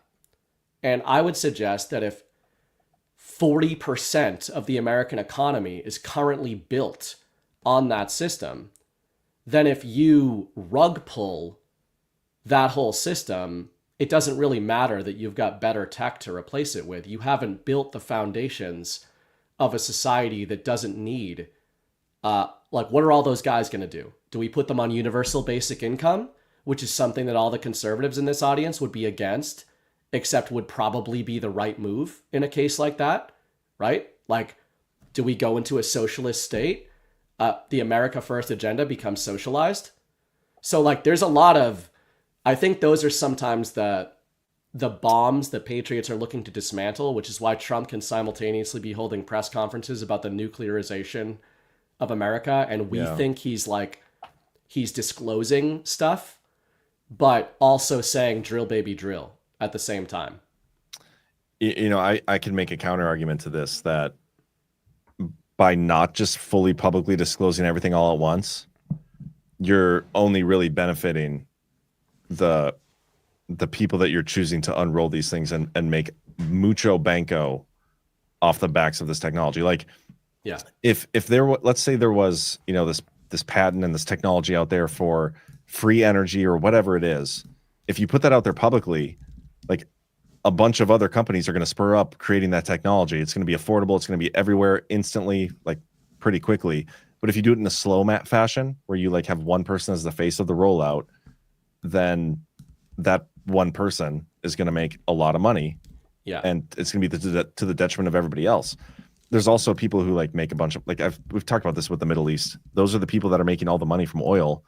So it's more interesting when they're the ones that Trump is working with towards nuclear energy, because they're undercutting their own growth and formation. There's got to be more to it. But I do agree, we are picking winners and losers. Yeah, I do see that, like, this is who somebody's just said in the chat, Steph Asia, it's a guided release. That is what we're witnessing. I do believe that. Yeah. But it doesn't mean I necessarily agree with it. Yeah, it's important. I think whatever the case is, it's important to keep it honest, which is what I think the approach you're taking does that, or at least it makes it more likely that we're going to keep it honest. That is how I see Tesla. I mean, I think there's a lot in names. I mean, part of it is I'm very biased in terms of language coding and stuff like that, but I think that there's a lot to the Tesla name. I think that Elon's, connections to the DoD, it's not all about Elon and Tesla. I just think he's the easiest example of, like, this timeline war progression. The fact that he comes in under the Doge narrative and now he's, like, back into Tesla. By the way, I've been talking about the, like, robo-taxi rollout that's supposed to happen in June. But I'm just saying that besides that, like prepare for Tesla to hit the normie sphere narrative in a way that none of you are prepared for who have not been like looking into it. I'm not just talking about robo-taxis. Like I think that's the next leg of disclosure is that Elon is separating optically from the administration, actually, for a lot of the reasons that maybe you just laid out of like, Elon, hey, I'm not part of that anymore. Yeah. Look at the books. I'm not part of that anymore. Like That's I'm actually, over here. That's interesting because when I was golfing, the one comment I got about Elon Musk, or somebody brought it up, is like he asked, and this is a guy, he works at an investment company here in town. He's like, hey, so what do you think of Elon Musk leaving and like Doge or whatever? I was like, I don't know, it's kind of, you know, a little lackluster. And he made the comment of, well, you think he was just securing his government contracts and then now he's going back to work or something? Like it was along those lines. And in my head, I was like, well, he already had all those contracts before coming in, so it doesn't really matter. But that's interesting that that's the way you have that framed in your head. I think it's going to be crazier than anybody understands. I think that Elon is primed as the narrative disclosure vehicle, no pun intended, that is going to, I don't think he's going to be the only one, but that I think Trump is going to lean on to sort of like move the Overton window in the public mind. Once an optimist, and I know people like look at TikTok videos and they think it's like stupid or who cares or whatever. But 2 years from now, when the first factory order, and by that I don't mean the factory order of the Optimus, but a factory ordering Optimus robots, because it's probably going to be the first customer. It's going to be in manufacturing. That's going to like immediately change the zeitgeist in the world. And there's going to be huge argument about the displacement of labor and all that kind of stuff, which is why the reason I thought of this is, you know, you and whoever in the chat said like a timed release. This is mass disruption and needs to be, if it's being handled by good guys, I think what they're trying to do is manage the transition in as smooth a stepped manner as they can, because they know that the tech oligarchs version of this was not going to be that. It was going to be capitalistic. I win, you lose. If I disrupt your entire industry, I win in that paradigm. Like that's how Sam Altman thinks. That's how Peter Thiel thinks. And maybe that's not how Elon thinks. That's definitely not how Trump thinks. So do I think that they could manufacture all these Optimus bots like this year? Yes, and deploy them. But they're not going to do that. They're going to start being like, let's get them into some manufacturing jobs. Let's get them into some energy jobs. Let's get them into this. Let's get them into that. And this ramp. And when you have that, again, like I said this, I think, on a different show, every time you have a human progression technologically, you have a period of mass disruption and then an objective period of way better living conditions from then on. I think what they're trying to do is get to that without that historical like thing that always happens of like one generation or a half a generation gets absolutely screwed by the transition into the new technology. Well, we also could be seeing, and I do have to step away from it. I have to call and make sure I'm good with the kids here, but for tomorrow. But what we could be witnessing is Trump is allowing that, like what you just described, to take place, like this transition where it kind of fucks everybody over. But if we recognize it, like there being an alternative solution in the background to like, so we don't have to go through that, we can take the off ramp, and we may not even know what that is. Maybe that's why we're like going through this process right now. But I got to step away for a second quick. All right, let me grab some rants. Okay, I'll be back.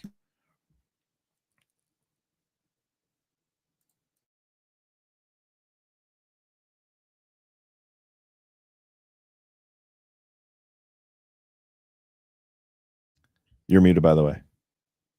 I just saw that.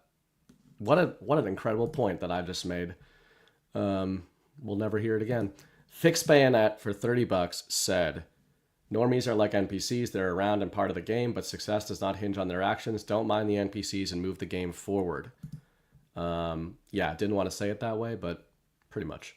Boomer X63. John, President Trump wants the MSM to destroy itself and crimes are still being committed. Deborah Stars would give $1 for John to say he's taking a break and not Nova P. TMI. Not peeing, I guess you're going to say. That's why he says it. He knows it bothers people. Hardin County Voice, there's so much more to local action than what you guys are giving credit to. If we're working as single entities, then we are at a great disadvantage. We coordinated can be a powerful force. I don't disagree with that. I'm saying that your framing of what local action means is not the same as my framing of what it means. So we can both be working on local action in a totally different way. Like, I genuinely believe that me opening up a dojo that I'm going to open at some point in the future and teaching kids how to fight is more important than a lot of people in this audience would agree with. Like, power projection. There's a lot of people that don't know how to fight in this world, and that's absolutely nuts to me. Just like a lot of people have guns that think it's crazy that other people don't. AH13, reforming or getting out of the system by homeschooling still leads to a property tax issue. If I choose to homeschool, then I should have a property tax exemption percentage. Challenge the system 100%. Yeah, well said. Well, those are those second order arguments. I've been saying I think that there's some game theory to Donald Trump doing no tax on tips and overtime. I mean, maybe I'm overestimating him, but does he want people in restaurants screaming at each other about who gets taxed and who doesn't? Like, I don't know. So waitresses are a protected class now, but like a guy working at a factory gets taxed at the normal. What the fuck are we doing? That's ridiculous. Like, I know people think it's like this cool MAGA talking point. It's not. It's not the win that people think it is, and I don't think it's intended to be. Like, you are acknowledging that you do not need to tax waitresses or service workers to run the government, but you're going to tax everybody else. You're going to tax the chefs in the kitchen, but not the bartender. That's absurd. We all know that the wages of service employees are based on tips. I know that tips are a gift, ANGK. I'm saying that we know that the way the system works, like in Massachusetts, you get $3 an hour to be a server. The tips is your income. I don't think any of it should be taxed. I'm just saying the guy in the kitchen making $30 an hour is being taxed on all of that and doesn't make tips. So it's a loophole. It's not moral and it's not right. So I'm hoping that what they're doing is trying to get people to see that. Astro Emmy, I meant to give 17, not 1. Thank you. I missed that one. Now there's a coordinated effort by the deep state and MSM to clean up the crime scene and count on all of us to just move on again. Yep. And I don't think Trump is letting them do that. So I hope that point made sense to people. I'm not against no tax on tips and overtime. I'm against taxes in general. And I think that it's a bit silly to just be like, this type of worker is no longer taxed, but all the other ones working in that same business are taxed. So, and I get, and the state argument is interesting. We've got a 5% income tax in Massachusetts, and I know that there's none in like Tennessee and Florida, but honestly, that doesn't make a big difference to people, because if you're in Florida, you're paying federal income tax if you're paying taxes. So it's like, oh, yay, I went from 35% to 30%. So it's, obviously we all probably agree that there shouldn't be any taxes, especially not income taxes. So hopefully that's the start of it. I had a couple of boosts from the last week. Barb Mars, $10. Always a great show. Nice to see Alpha's perspective. By the way, Trump seemed mad about what Putin was doing today. I might have read that last week. Yep. Let the kayfabe shall continue until peace is achieved. That's how I see it. And Plymouth Patriot sent $10 over. Hey, BB, nice to meet you in Plymouth at Gart. It was an amazing weekend. We're having a New England Badlanders South meetup at 67 Degrees Brewing at the Rentham Outlets on June 14th. 12 p.m. We'd love to see the Bright family if you can make it. June 14th. What day of the week is that? Let me see. That is a Saturday.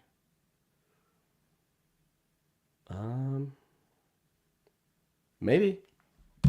I'll give you a firm, completely non-committal maybe on that. Have to see what's going on there. I don't know what my schedule is. Mrs. Bright probably does. So, but anyway, thanks for letting me know. For anybody else who's interested, 67 Degrees Brewing, Rentham Outlets, June 14th at noon. John got sucked into the nether zone. That's okay. I kept him for longer than I thought I would. But we all know that this is the way it goes. I was going to hit...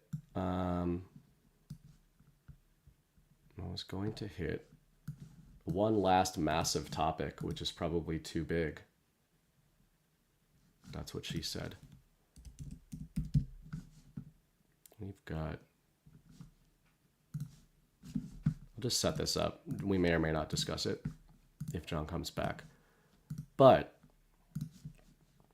I'm sure you guys saw this on plenty of shows. I don't think I've really talked about it. But we know about the fake real Biden thing, all that.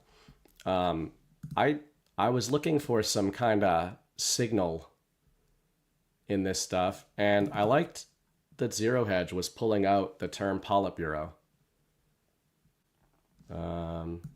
You know, we all understand where this came from. A secretive cadre of aides ran the White House like a shadowy Politburo to conceal Biden's failing mental health. I thought this was interesting because the Politburo framing is, you know, communist China is probably what most people would think of there. So I think it's interesting that the media is currently grappling with a narrative in which they are admitting that the regime was being run as if it was a communist regime, because as we know in this audience, it was a communist regime. I also think this narrative is interesting because I think it's a bit of that soft disclosure idea that plants the seed in people's minds of how many other presidencies were Politburo, you know, rule by committee. And I think I often say that you can learn a lot watching things lie. It's an adaptation from a Frank Costello quote from The Departed. You can learn a lot watching things eat. I think you can learn a lot watching things lie. And that's what you get when you see the media all feasting on this narrative from different angles, because they're not adopting a unified position when it comes to fake President Joe Biden. Some of them are feigning. There he is. Hold on one second. Okay. Some of them are feigning outrage at this. Like Chuck Todd was like, we didn't know. They didn't tell us. We're only as good as our sources, right? So that's how some of them are handling it. Jake Tapper, I think, is probably the mascot for that narrative. But other ones are defending. I was talking about the Politburo, the fake Biden. So maybe this will be our last little thing. Right. We've gone forever. But fake President Joe Biden, I know that you guys have talked about this. We've talked about it on a few shows. But just the angle that I'm taking is I find the narrative approach of the media on this topic to be really interesting, because it doesn't feel unified to me. It feels reactive. And I was using the example of like the Chuck Todds and Jake Tappers of the world are reacting in feigned outrage that they were kept in the dark. Yeah. Whereas other media figures seem to be saying, well, don't we want there to be committees that are running things and keeping us all safe when the president is not mentally sound? So what I said to John before the show is this made me think of Devolution and 5th Gen Warfare, of thinking, where do you think the origins of this narrative deployment of fake president, enfeebled President Biden and the auto pen, do you think this is their narrative and why, or our narrative and why? Man, that is Interesting question. And we're just talking like AutoPen and that story. We're not talking about him being dead in a clone. No. But I think they're related. But in terms of just could be the Biden presidency being run by other people, like that's probably the macro narrative, right? So is that narrative being planted and accelerated by the deep state or by Trump and his team? I look at this like I look at a lot of the situations Trump has put the establishment in. Is they committed to a story, they committed to a narrative, and that narrative that they committed to was Joe Biden is like he's cogent, he's all these things. He legitimately won an election. He was the best answer because of his prowess with foreign policy and all these things. Like they created this narrative, but then at a certain point, that narrative they created became untenable. And this specific narrative about Joe Biden like being competent, after that debate, they could no longer like pass that off. Like they were never going to even come close to being able to steal an election, which I think at that time they still wanted to do is steal 2024 for whoever their candidate was. They didn't realize how untenable that position was till later. But if they were going to have any shot, they had to get rid of him. And it was at that moment that they recognized, okay, well, this didn't happen overnight. And we've spent the last few years pretending Joe Biden was able to formulate a sentence and put forth coherent thoughts. How are we possibly going to sell the story that this flipped overnight? And the only way to do that is to pretend like we were also the victims in this, not just Biden and not whatever the American people, but it was the media that was also victims. And so this is, I feel like the story of like the original sin, the Jake Tappers and all these people doing these media rounds, that is their own way of finding retribution within the eyes of their audience. It's the only way they could save face. The AutoPen story, I look at at that differently because that's more an attack on the legitimacy, not the competency. And the questions of legitimacy, I think, are for sure from the White Hat side of things. Like they're the ones that want people talking about whether or not Joe Biden was legitimate or whether things he did was illegitimate. I think it's the starting point of that narrative because I think that narrative ends in the logical conclusion of the election itself is why he was not legitimate. But yeah, I see it as two different things. The original sin book, that was a mainstream media establishment driven narrative over the competency of Joe Biden. The other situation is the AutoPen story is the legitimacy, and that's a White Hat op. That's a good way to put it, because I was sort of lumping them all into a legitimacy question, but I think you're right that one is about competency and the other is about legitimacy. I guess the competency one, the Politburo one, there's an aspect of legitimacy to it, not in the way you're talking about with the AutoPen. The AutoPen, I think, is like, do these orders hold up? Yeah. But I think even the Politburo one is interesting because you're seeing people have the argument of like, if let's say Joe Biden, the president, was even signing these things and it wasn't the AutoPen, but if he was signing them like at the prodding of a council that actually controlled him. I had in my notes for this episode, I wrote down, is this the disclosure on purpose or accidentally of deep state devolution? It's sort of like the AutoPen. To your point about Trump, I think you're right about the legitimacy. That's probably the key to the AutoPen. But I do wonder if part of why he's leaning into this so much is to pretty much let people know that this has been common practice in the presidency. Like, Joe is a really easy vehicle to disclose this because he was enfeebled, and people can be like, well, yeah, I guess in that scenario, you'd have a council around him making decisions. And what if you did use the AutoPen?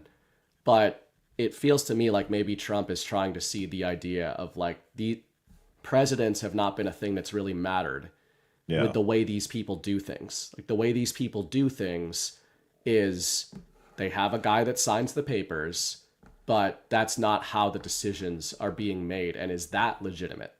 Yeah. I mean, the whole story, the whole saga is very interesting when you think of devolution being in place behind the scenes, because Trump has alluded to Joe Biden not being really in president or in control for a while. Like the Glenn Beck interview where he was asked about the committee or who's running the country, it's a committee. He was telling the truth about that.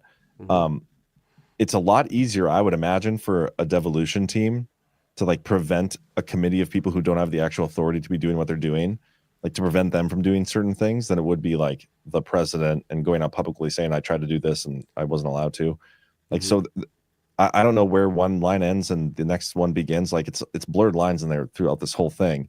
But watching people respond to it, I don't even necessarily know if it matters who started the narratives. Watching them respond to it, I see different motives. The media's response to the story is to save their own face, because why would a president need the auto pen in the first place in this committee in the Politburo? It's because he wasn't competent, and they covered that up. They have to find a way back from that with their own audience, and that's why we see what they're doing with that story. President Trump's reaction to this is completely different. His motives are completely different because of the effect it has on the legal aspect of the presidency. Like I said, it's just two different approaches. Everybody's kind of responding in a different way, and it is interesting. Yeah, and I'd say those are also, I think, encouraging. That's encouraging to me, because if we can never know where the disclosure or narrative is originating from, the encouraging thing about how Trump gets to respond to it is that he gets to just keep being honest. Like, it's as simple as that. He just gets to be honest about whatever the situation is. Last mini thing I want to ask you, related to this topic. I know Chris is talking about like JD Vance as an example, and he's been talking about this for a while. I know you guys mentioned it on Saturday night. Also in relation to devolution. This is meant to hurt people's feelings. For the sake of argument, if there are other committees out there, such as tech oligarchs and venture capitalists, who have their own vision for the United States and their own vision for the figurehead that would carry that vision out, that is not necessarily the MAGA vision, even though it's not necessarily the deep state vision. And if Donald Trump and quote-unquote white hats know about that, is that a low-key and underappreciated reason why devolution operations could still be continuing in ways that we haven't thought about, because we think about it mostly from the quote-unquote deep state? Like, if and I would just, one more point on it would be, we've kind of talked about like the TV characters and the MAGA Avengers and everything, and some people trust them and some people don't. But is it possible that that's one of the big markers or hints of some form of devolution still being in effect, because Trump can put these people in positions? And, you know, I know Chris has been saying something like this for a long time, but if that could actually be like the real threat that Trump is navigating, rather than the Biden regime and all that. Yeah, I mean, it's totally plausible. We've talked about this before. Like, we don't know for sure that devolution has ended. We could still be seeing a version of it playing out, because I still think that there's so many things wrong with the system. We just have the person we want, and I believe running the devolution operation, or at least playing a role in it, is back in charge. But if you look at who the deep state is and like the people we're up against, it's all of the like super wealthy elite people that have controlled us and had wealth over us like forever. Well, what is the tech bros? Like, it's just the newer, younger, hipper, you know, it's the hipster elite wealthy people. Like, they're gonna want, like, they could be the next deep state that fill the shoes and fill the hole left by the deep state that Trump has been working to take out with the original Devo op. And so who knows, like, maybe there are still things going on, there has to be almost, to prevent that from taking us next. And maybe that's the only plausible, justifiable explanation as to why like we're still in the forever psyops, is because the operation is still ongoing. Doesn't mean and Chris okay is with it, but yeah. And, you know, I bring up JD Vance because obviously Chris has been all over this from the beginning. Whether or not he's right, I mean, he's definitely right that he is a character and a figure that has been entirely invented. Doesn't mean he doesn't say cool things in interviews, but his backstory is largely fabricated. They don't talk about how he got all of his money and stuff. Now, granted, we've made that argument about Elon Musk, but now it almost looks like maybe that was a good thing. Like, yeah, his DOD money now looks a little different to us than it did a few years ago. Same could be the case with JD Vance. But yeah, it just makes me think, even maybe to end on, it's kind of interesting to think about like the literal meaning of the word devolution. And earlier in the show, we were talking about like, what does that mean? That means like a dismantling of something. And a stripping down. Nuts with the undead talk. Yeah. I mean, I've said this before and people think I'm like dodging the topic. I think it's funny and notable that Trump put that like signal boosted 15,000 hashtags, but definitely signal boosted that Trump is, or that Biden is like not real. I also was going to show this, but forgot to tonight. This is just an example of how the media is freaking out about it. So I think it's notable. Trump shares unhinged conspiracy that Biden is a robot clone. I think he's trolling. It could also be true. The reason I never care about whether or not that is true is because I just firmly don't think it'll be disclosed and that we'll ever actually be able to find out to our own satisfaction. So like I don't focus on it. But that point about devolution, if Trump is navigating a battle space where you've got like fake MAGA that is looking to pick up the slack, the most concerning thing for us is what happens when the Trump era is over. And is it possible to long-term disarm all of those potential threats? And it seems hard to do that. But maybe Trump is trying to devolve the authority and the power of the U.S. government back to the American people so that we don't really care if JD or the Super Friends want to run the White House in 2028 because whoever runs the White House maybe is not doing as much as they totally agree with you on that. Like, okay, the logical conclusion here is we get to a form of government where our government doesn't matter as much as it does to us right now. It shouldn't matter. But I want to comment on what you said about the Biden being dead or alive thing. And first of all, you guys all probably know this already. I still have not changed my opinion that I do think it's Joe Biden that we've seen. I know there's body doubles and whatnot. I know the mass technology exists, but I believe it's him. I think he's had plastic surgery more than once. I think he's had brain surgery more than once. And they probably use a lot of AI green screen stuff for sure. That being said, Trump reposting this thing, what if it's just a test? Okay, it's a test. Because here what you said earlier about we're never going to be able to prove it. We're never going to, I mean, that right there is enough. We're never going to be able to prove if it is a clone or whatever, if it's not the real Joe Biden, we're never going to actually have disclosure of that. I can't imagine we would. So that being said, the mainstream media right now is saying like Trump is spreading this conspiracy theory, unhinged conspiracy theory about Joe Biden being executed and wearing a mask and all these things. The people online that I see the most talking about this right now are, no offense, I'm like, it's the Q people. Like they're seeing this post from Trump as like confirmation of Q drops, which is all they do these days is like search for confirmations, right, in the news. But this particular one, guys, like I personally see no benefit of talking about whether or not Joe Biden is dead or alive. Yeah, like this, take that to the cookout. If you believe in waking up the normies. Yeah, if we're in this process, we're justifying things we see in for the benefit of waking up the normies, and the people that are saying that are going to be like, guys, Joe Biden was been dead and executed this whole time. Like that's a contradiction. Like you are not going to go wake somebody up by starting the conversation with like, hey, Biden's been dead this whole time. He's a clone. He's a body double. You were like just waking people up to be like, maybe Trump's not that bad. And you're like, yeah, wait till you hear about Joe Biden not even being real.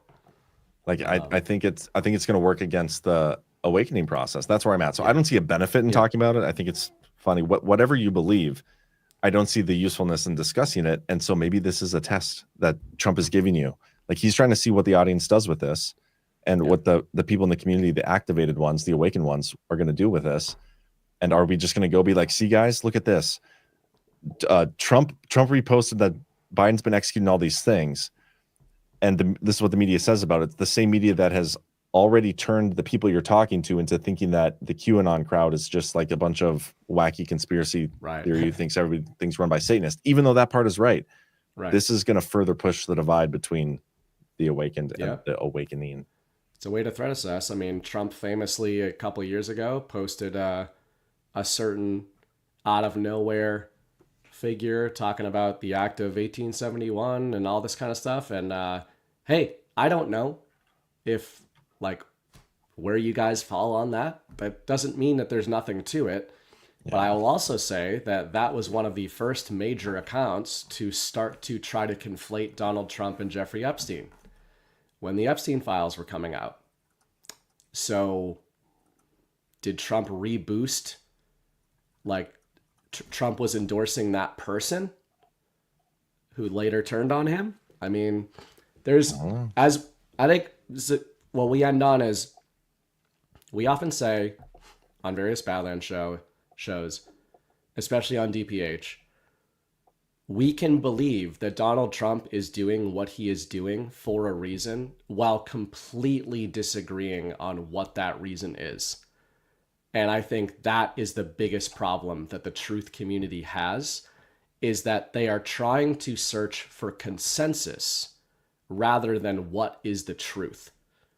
And we don't know what the truth is in this case, right? Yeah. But we are also not trying to come to a consensus on it, because that is not a great idea, I think. Oh, I would agree with you. It's a fun show, man. Yeah, man. Thanks for joining. I didn't actually mean to keep you for 3.5 hours, but you know, it is what it is. We all know how much you love me. Show, I guess. We know this is intentional. Losing my voice. All right, man. I am. Thanks a lot for joining. You'll obviously be on Baseless tomorrow night. Do you know what you guys are talking about? I don't yet. We'll figure that out. And I don't know. I don't know about my daily show right now. That's why I had to step away. Is my daughter has her dance recital tomorrow. I need to. Oh, what a jerk! I'm never signing her up for dance again. It's a nightmare. But she has like the recital, and mind you, she's in the show for 2.5 minutes, 2 minutes. But I have to I have the kids tomorrow. She has to be at this place at a certain time, and it's before my daily show. I'm probably not gonna have time to record it. But then my son has baseball tomorrow, and she has a recital, and then like the actual show tomorrow night. Like it's all conflicting, and it's just a nightmare. It's a nightmare. But anyway, them damn kids. We took my son to Mrs. Bright to dinner at an Italian restaurant, and we brought him, of course. And so you didn't leave my home? No, he's in his little like bassinet thing in the stroller next to the table. And I was holding him for a while, and then like I laid him down in there thinking maybe he'll go to sleep because he likes like loud restaurants. Weird. He'll just go to, super weird. If it's quiet, he gets upset, but if it's like a loud restaurant with a band playing, he's like, nice. So put him in there, and he starts freaking out, and we both thought he was crying, like bawling his eyes out. He was laughing hysterically by himself in the bassinet. Just at the Italians or what? Just like laughing to himself. There was no trigger. Like he was looking up at like a toy he had, so maybe he was laughing at that. But he was laughing so hard it sounded like he was crying. And we were like, "What are you doing, man?" But yeah, he just, I don't know. I was like, he's 5 months old. Was he thinking of something that he thought was funny? Yeah. Well, you got to wonder what goes through their heads. Like, you know, when you think to yourself, like you think in English and like, yeah, maybe he so farted. Is he thinking in, he probably farted. He thinks that's funny. So that might have been what was going on. Anyway, yeah. He laughs when he farts. Is that what you're saying? Oh yeah, he cracks up if he farts. Oh, that's funny. Yeah. Yep. Kids are cute. He's already got a great sense of humor. So anyway. Don't know where he gets it, but. Yep. So he'll be partying in Deadwood. So he'll be sleeping at the at karaoke. You guys should be partying in Lakeland. I don't have the thing up here, but Lakeland, Florida, guys. The Badlanders meetup coming up on June 28th. Sorry, I'm getting the thing loaded here. Did you get through all the rants, by the way? One just came in. 2812 VPJ, $20. One huge thing is Julie Green and the Christian movement calls him the Biden. Already been judged. She ain't Q. Thank you. the Biden. I like that. Yeah, you guys should all come, and the Bright should come too. There was whispers of you guys considering it, but then apparently not anymore. Well, she says these things, and then I'm like, how are we going to do that with our schedule right now? Who's going to watch the dog? We'll see. I'm not going to say never. But okay, so you're saying there's a chance. We're trying to figure out what Mrs. Bride is even doing for her career, because we've been opping her company, and they're dragging their feet on giving us the answers we want. Well, so, anyway. I think you should come, or you're both fired. And that's that. So you can't fire me. Just give all me right. this. I'm going to thanks for joining, man. That was a good discussion. Yep. We've got every time people think we can't talk about Devolution forever, it turns out we can. So yeah, we'll do it again, and I'll see you on Wednesday night. For me, people, Tuesday night, Chris and I are doing the Final Countdown. 1980 film, The Final Countdown, and we will be joined by Colonel Oak McCulloch. Oh, that'll be awesome. This is actually an Oak recommendation. So never seen this movie? Check it out and join us Tuesday night. Otherwise, thanks for joining, John. I'm going to outro with the intro. And please support our sponsors, My Fireside, these super sweet fire pits, badlandsmedia.tv/fire. Tell them we sent you. They are awesome. I use them all the time. Like, I didn't really even talk about it earlier. Yeah. Like, it was well built. Super easy to put like the pieces that I needed together. Yeah. I just can't wait. I'll just post more like pictures know when you open it and carry it over that you're like, I can huck logs across the yard into this thing and it will be fine. Oh, it's so sturdy. And then it comes like so beautiful. But my favorite part is like, they literally do send you a pocket constitution and the Declaration of Independence, totally America First business, and they're getting the Badlands logo on there, which I can't wait for. So I'll post more pictures online once that comes through. Great stuff. All right, guys, thanks for joining. Please hit the thumbs up button. Otherwise, what just happened? What did I do? Oh, there we go. As I always say, the war is a story. The story is a war. Act accordingly. See you next week. That was gay.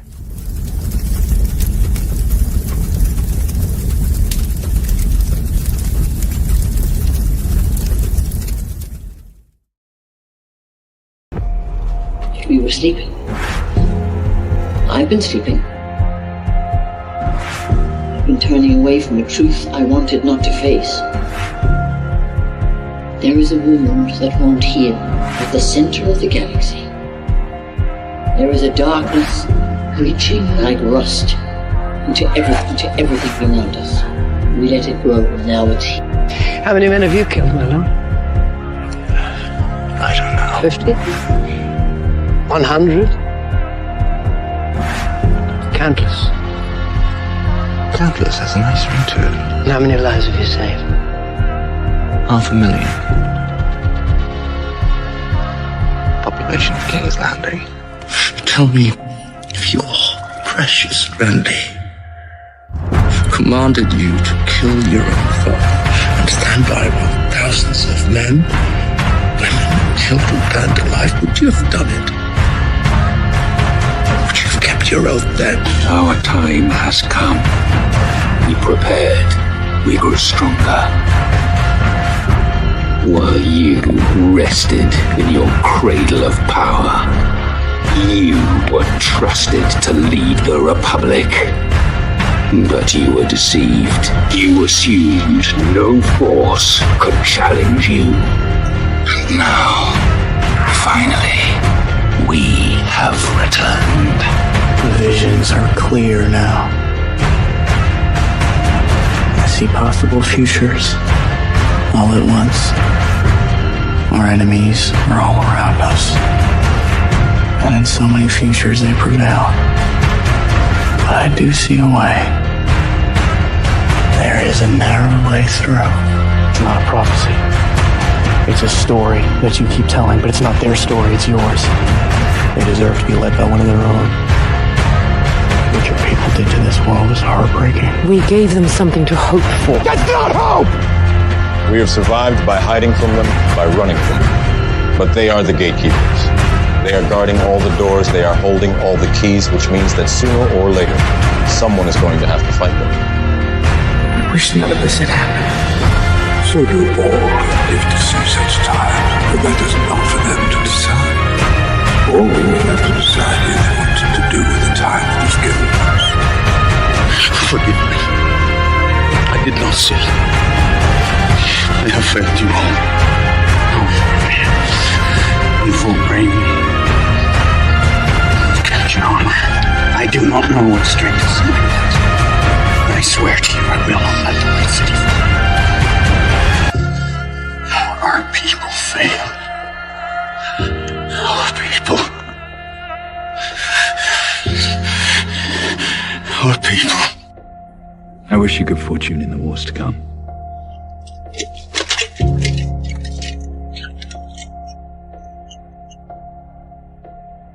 And now it begins.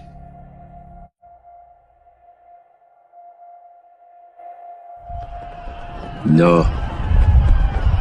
Now it ends.